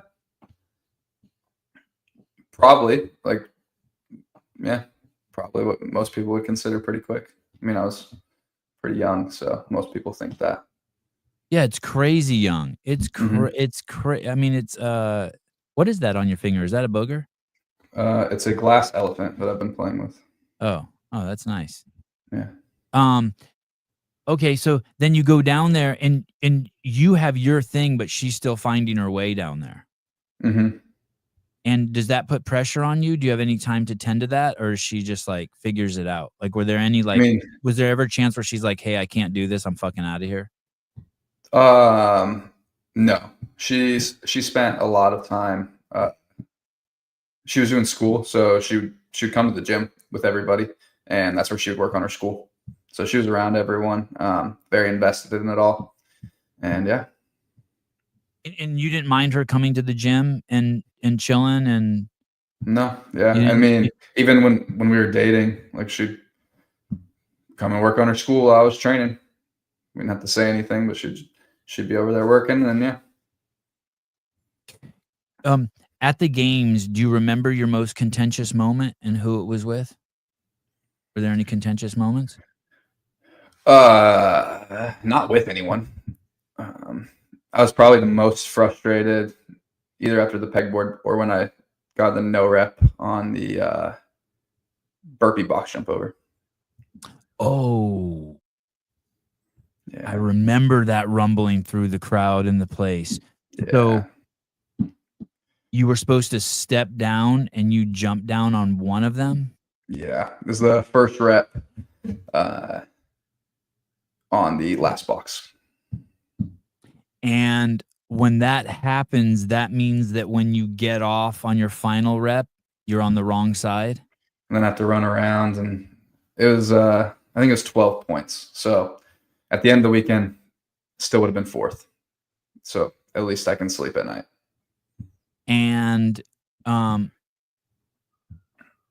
what is the reason for the step down? I don't even understand that. I remember when someone said you got to know it for that. I'm like, God, that's so stupid. I remember I was on the floor when they were talking about that workout. It'll be in the behind the scenes, and they were debating whether letting people on the last in between the boxes jump off. Mm-hmm. And there was concern that with the weight vest, if you guys jumped off, you might injure yourselves. And I was just like, holy shit, this is just crazy. This is too safe. From a 24-inch box and doing burpees, I think if it's any sort of box jump over, it should be a step down, or the box should be high enough that you can't rebound. Uh-huh. But anytime you're doing a burpee, like you're not rebounding in any way, and it doesn't put like your Achilles or anything at risk. So, and then the one that they let us jump off was probably the more dangerous one. It's like the last one we're jumping like off the box far, like to get to the next they one. were testing it, and I remember seeing Nate and the dudes just like flying off of it to get to the next box. Yeah. They even had Rafa jump off the box and land into in a burpee. in a burpee. It was, and he's agile. He's like a gazelle, right? And so it was crazy watching him test that. Yeah, no one was in the spot to be able to quite do that by that workout. But because of the fatigue. Yeah. Hey, so when that happens and you get that no rep, you just know, oh shit, like you already know this is going to be a workout of seconds. So then you have to finish the workout knowing the whole time something bad happened. Yeah, I only had 3 more, but like as I was like bounced off the box. I was in the air. I was like, you've got to be kidding me. I was like, I would do anything to be able to get 1 foot back on the box. And did you know when you jumped off before he even said no rep? Oh, shit. I knew I did that, and I didn't know. We've seen people miss that in the past. Yeah. And I was like, maybe I'm going to get it. But no, he was on it. Damn. And then that's just a buzzkill. Yeah. That, like, it should have been a third and a second. But then it was a third and a eighth or something, third and a seventh or something. A third and a sixth. Yeah. Was it Atlas? Was the second one? No. What was it? 6 and 7. Hammer up something. Throttle. Oh yeah, 4th and a 7th. Throttle up, hammer down. Yeah. Damn. Yeah, that's crazy. Yeah, that was a crazy close workout. And you would have beat Jason. Yeah. And Ricky. Yeah. Oh no, not Ricky. Sorry, not Ricky. You would have beat Jason and James. Yep. And maybe Hatfield. Mm-hmm. Oh boy. Oh no, you did beat Hatfield. Sorry, you did beat Hatfield. Sorry. And you did beat Jason. I'm not good at reading the leaderboard. Still would have been 12. I think it's 12 more points, but yeah. When you go out there and you see how big all the guys are you're going against, do you realize you're that big too? Or do you look at them, you're like, fuck, these guys are giant? I feel pretty big compared to some of them. You do. Yeah. Jason and James are tall, that's for sure. But I remember the first time when I was a little bit smaller and I saw Roman, I was like, that's a very large human being. Between me and you. Yeah, no one's listening. Did you think James was going to be able to pull this off? Were you like, was any part of you like, oh, this poor guy's going to fucking get 12th and it's going to be a tough fucking year for him? I knew he was fighting for at least a top 5. And you knew how good he was. You didn't have any doubt. You weren't like, hey, 2024 is a fluke. You weren't in that camp at all. No. Yeah. I mean, we saw him at Wodipalooza and then again at World Fitness Project, the first stop. And then I hear the stuff he's doing in training because we're talking. I'm like, he's legit. I think people discredit how fit he is because he's James. Like, just the way James is. But he's a freak. I hope he doesn't change because of that. I think that is what it is, because he is so nice and gregarious that people think that he doesn't have that fire, that killer in him. Yeah. But I hope he doesn't try to fake it. You know what I mean? To like, I don't think James would change for anyone, which is amazing. But that's one of the things about him that's awesome. Yeah. This year, you have to guess at the games. There's going to be a shitload of ring muscle ups. I would imagine. Are they? Will you start training? Is there anything you'll do this? Is there like, so you were saying that handstand push-ups and running were pretty big focus for 2000, building up to 2025. Anything this year in the books where you're like, okay, this is gonna be a year I'm gonna really hammer this thing?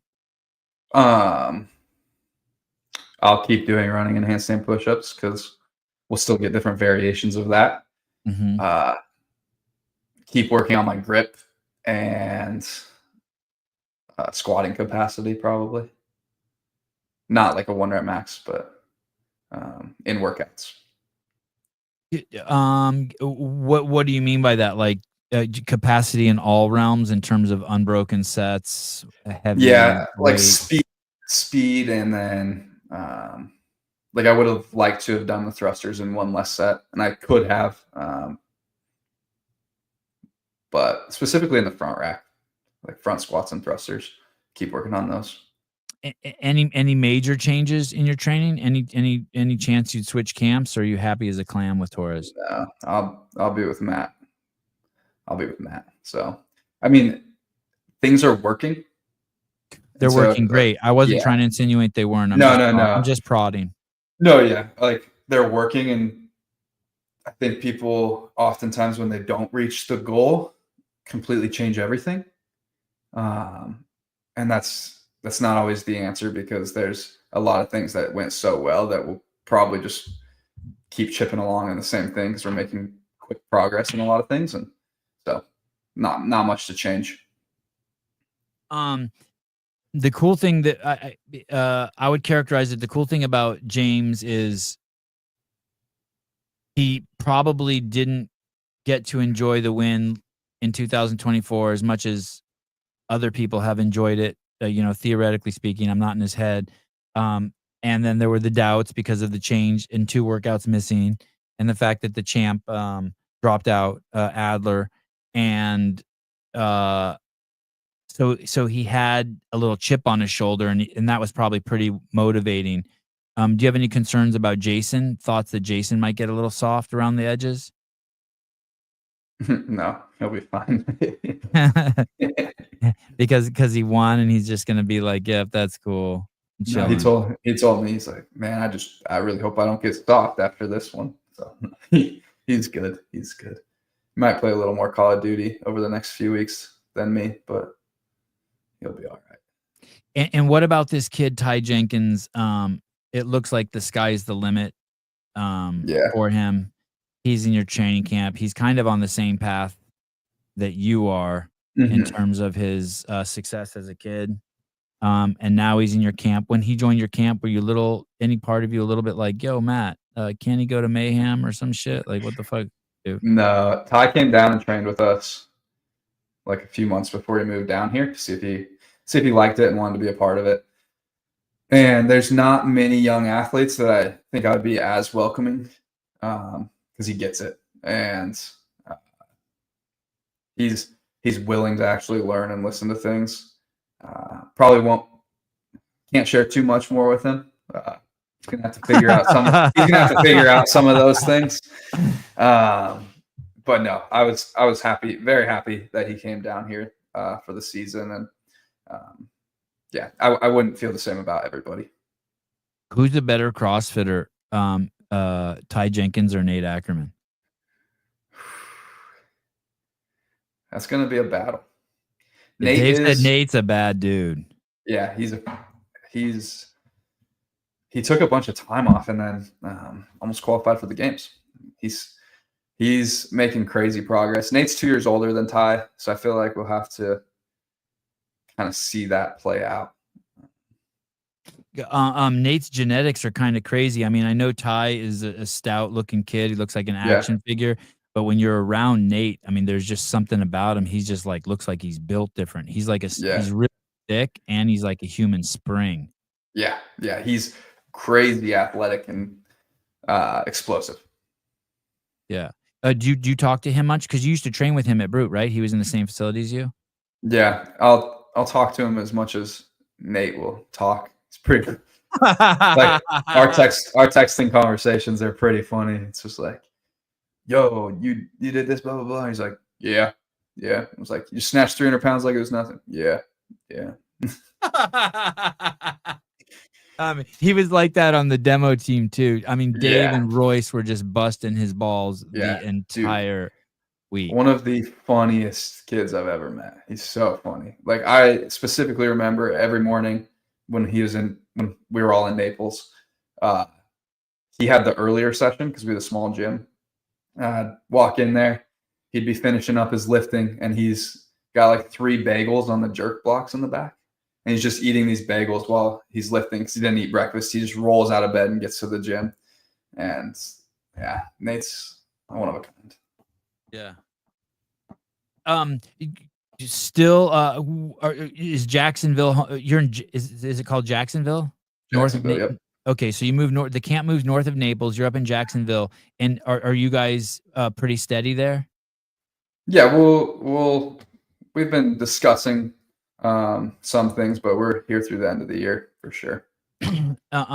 And those are discussions you guys have as a camp. Yeah, well, I mean, mostly like between me and Corinne, and then also with the camp and figuring out what everyone's gonna do. You see, Justin had all his success when he was like with Knifer. Mhm. in Washington, Yep. and then he moved.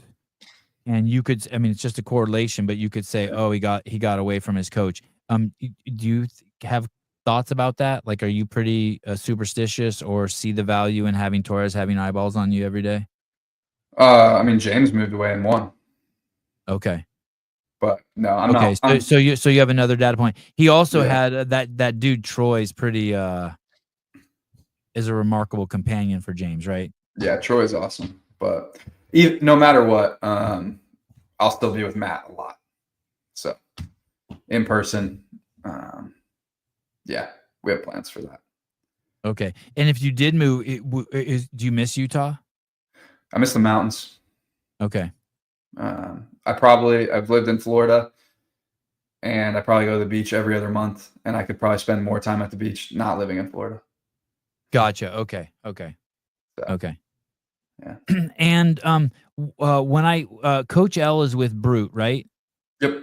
And so when he's with Brute, is he really with Brute? Is that, are him and Torres like attached at the hip? Are they like Yeah. Yeah. yeah. Like that's their company. And they're like one man, like they see eye to eye, and they're like the guys.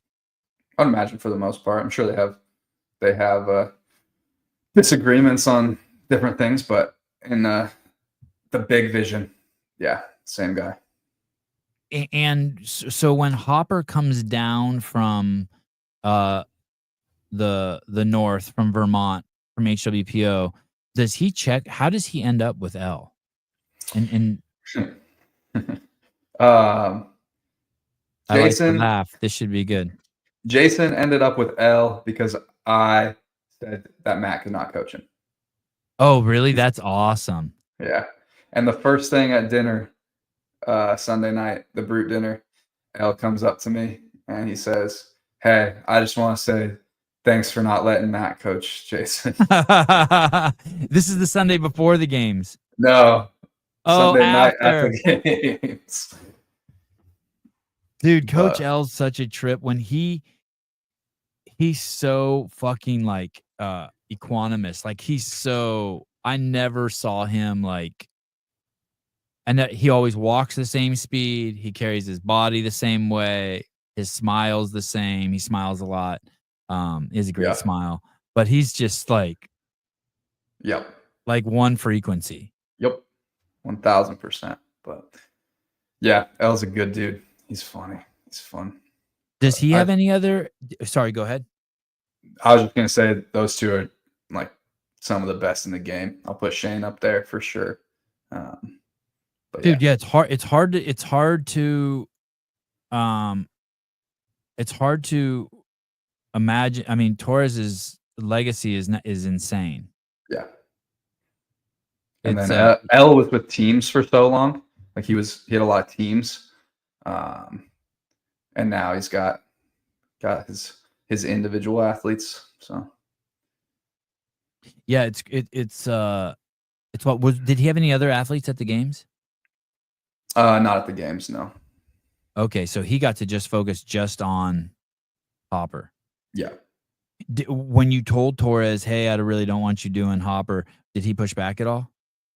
No, he said I'm pretty sure he told Jason, like, it's up to me.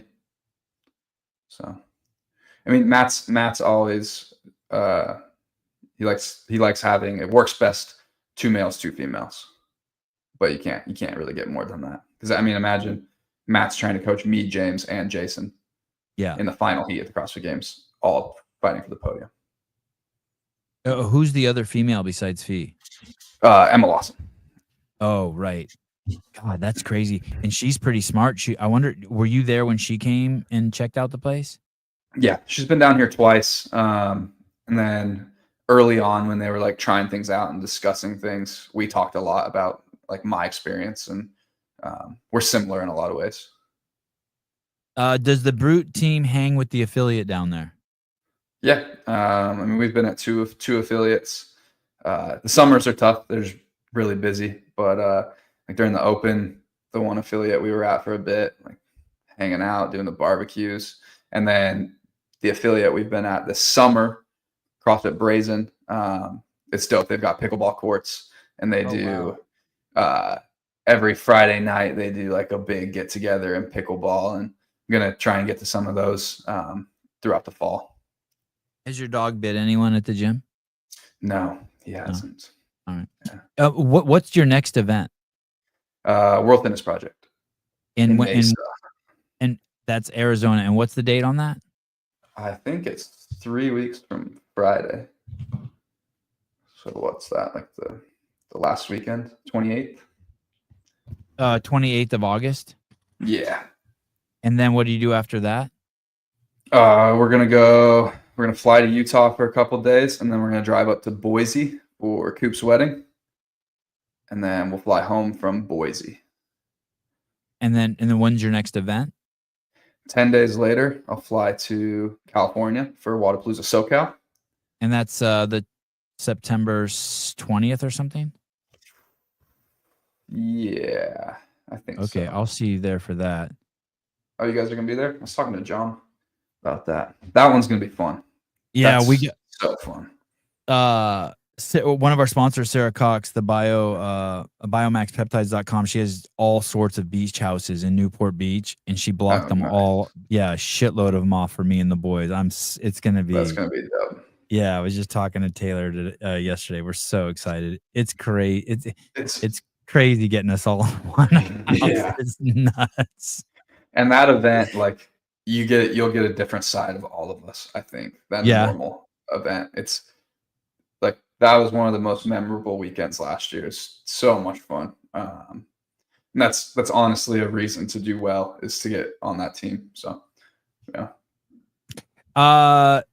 Where G Seb on You Sweat. Listen, I'm in here. I've had 2 cups of coffee, big cups, 2 pints of coffee. I have 2 big lights on me. I have 3 31-inch monitors. I have an Apple Studio. I have a Rodecaster, and I have the door closed in here. Like, I mean, it's like, what do you want? I'm a fucking grown ass man. Fucking, I run hot. I have 4 erections, hard erections a day. I'm like, fucking virile creature. Rookie numbers.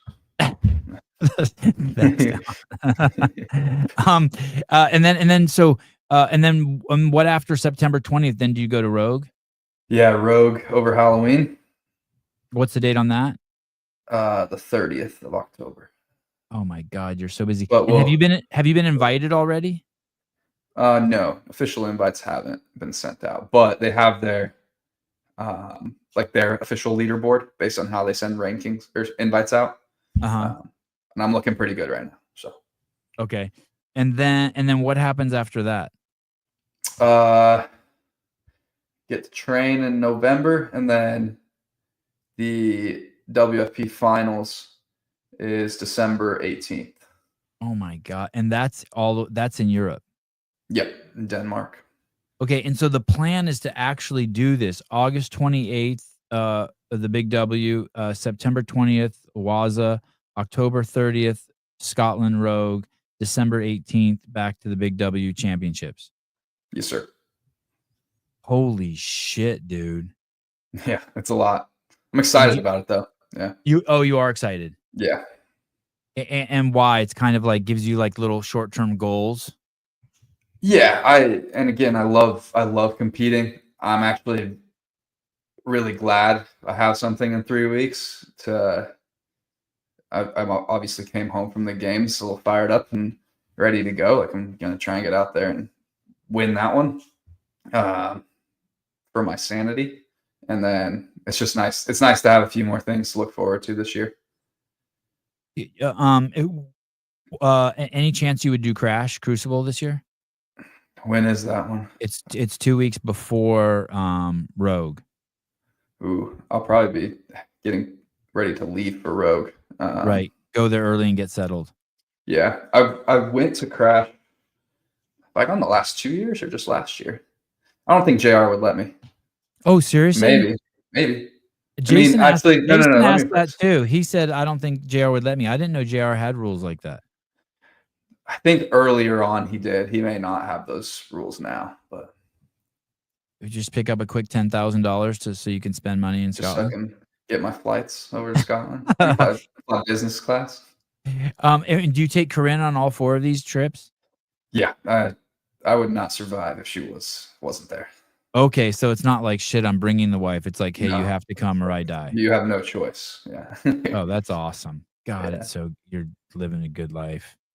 Yeah, me and Jason went to Fittest last year in London, like 2 weeks after Rogue, and our wives didn't come.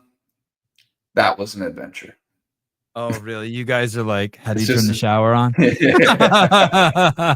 just me and Jason trying to figure out London, and yeah, it was fun though. "Where's my passport?" "I don't know." Yeah. Jason, we're on the tube headed to the airport. I had asked him what time his flight was the night before. He's like, "Oh, it's at 10 or 10:30." We'll say 10:30. Get up early, give ourselves plenty of time, and we're sitting on the tube, and he goes, "Oh, my flight's at 9:45." I'm like, "Those are Oh, 45 crucial minutes. oh, shit. You did not check last night?" Oh, shit. Yeah.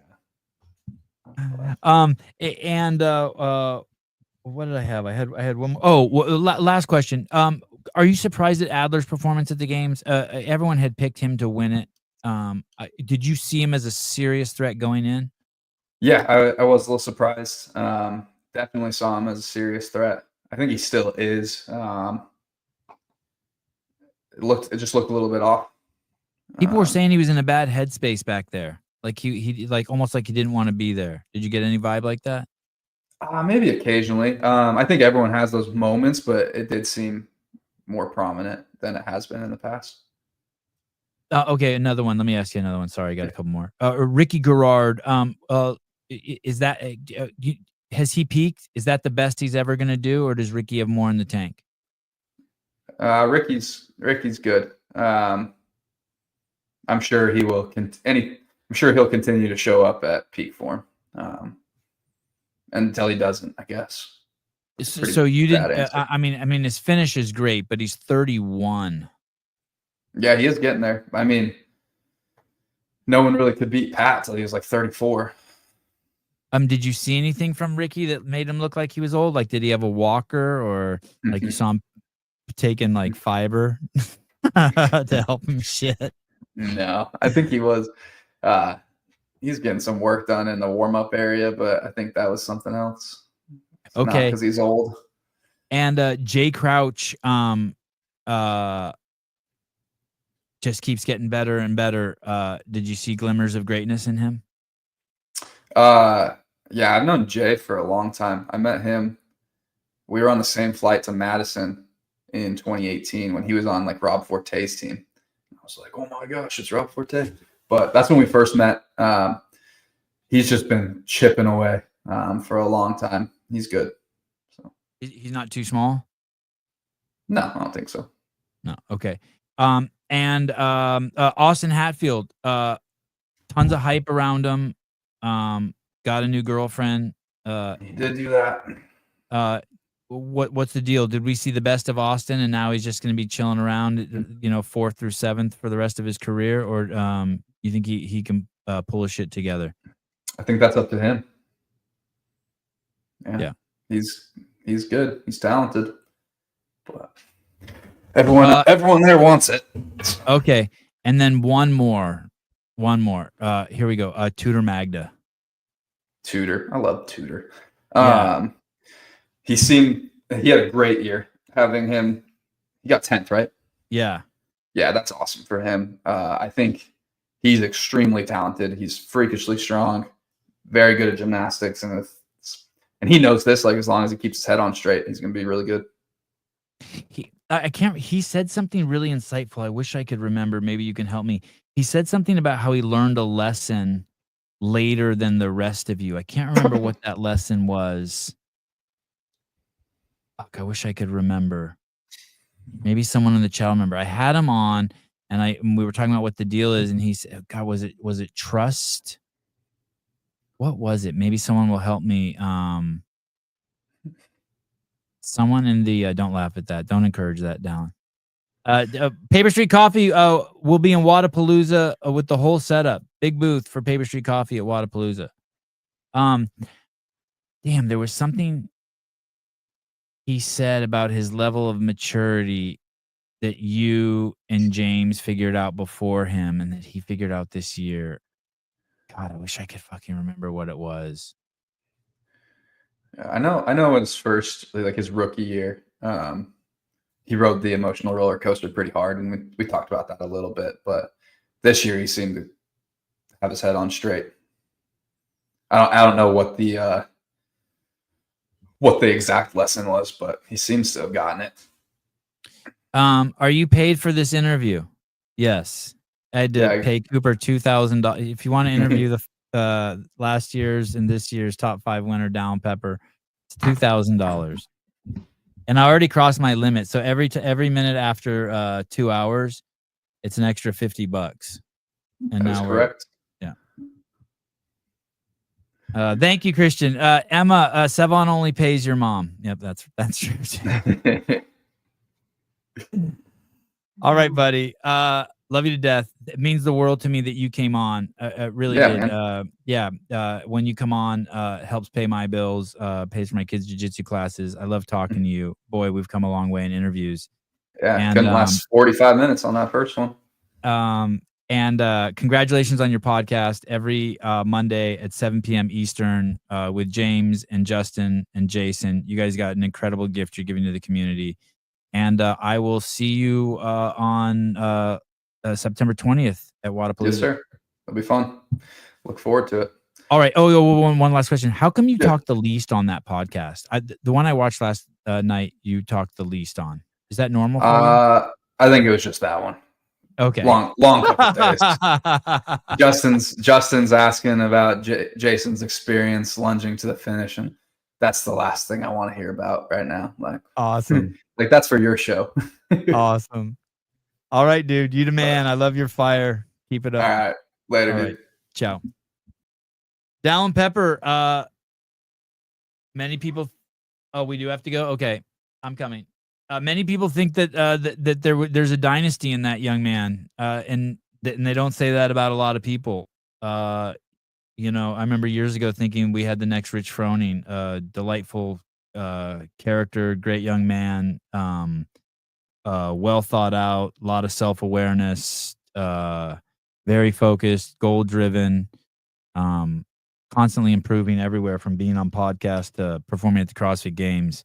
He's really lovely guy, and I at 23 there's still hope, lots of hope for a win, and probably a dynasty.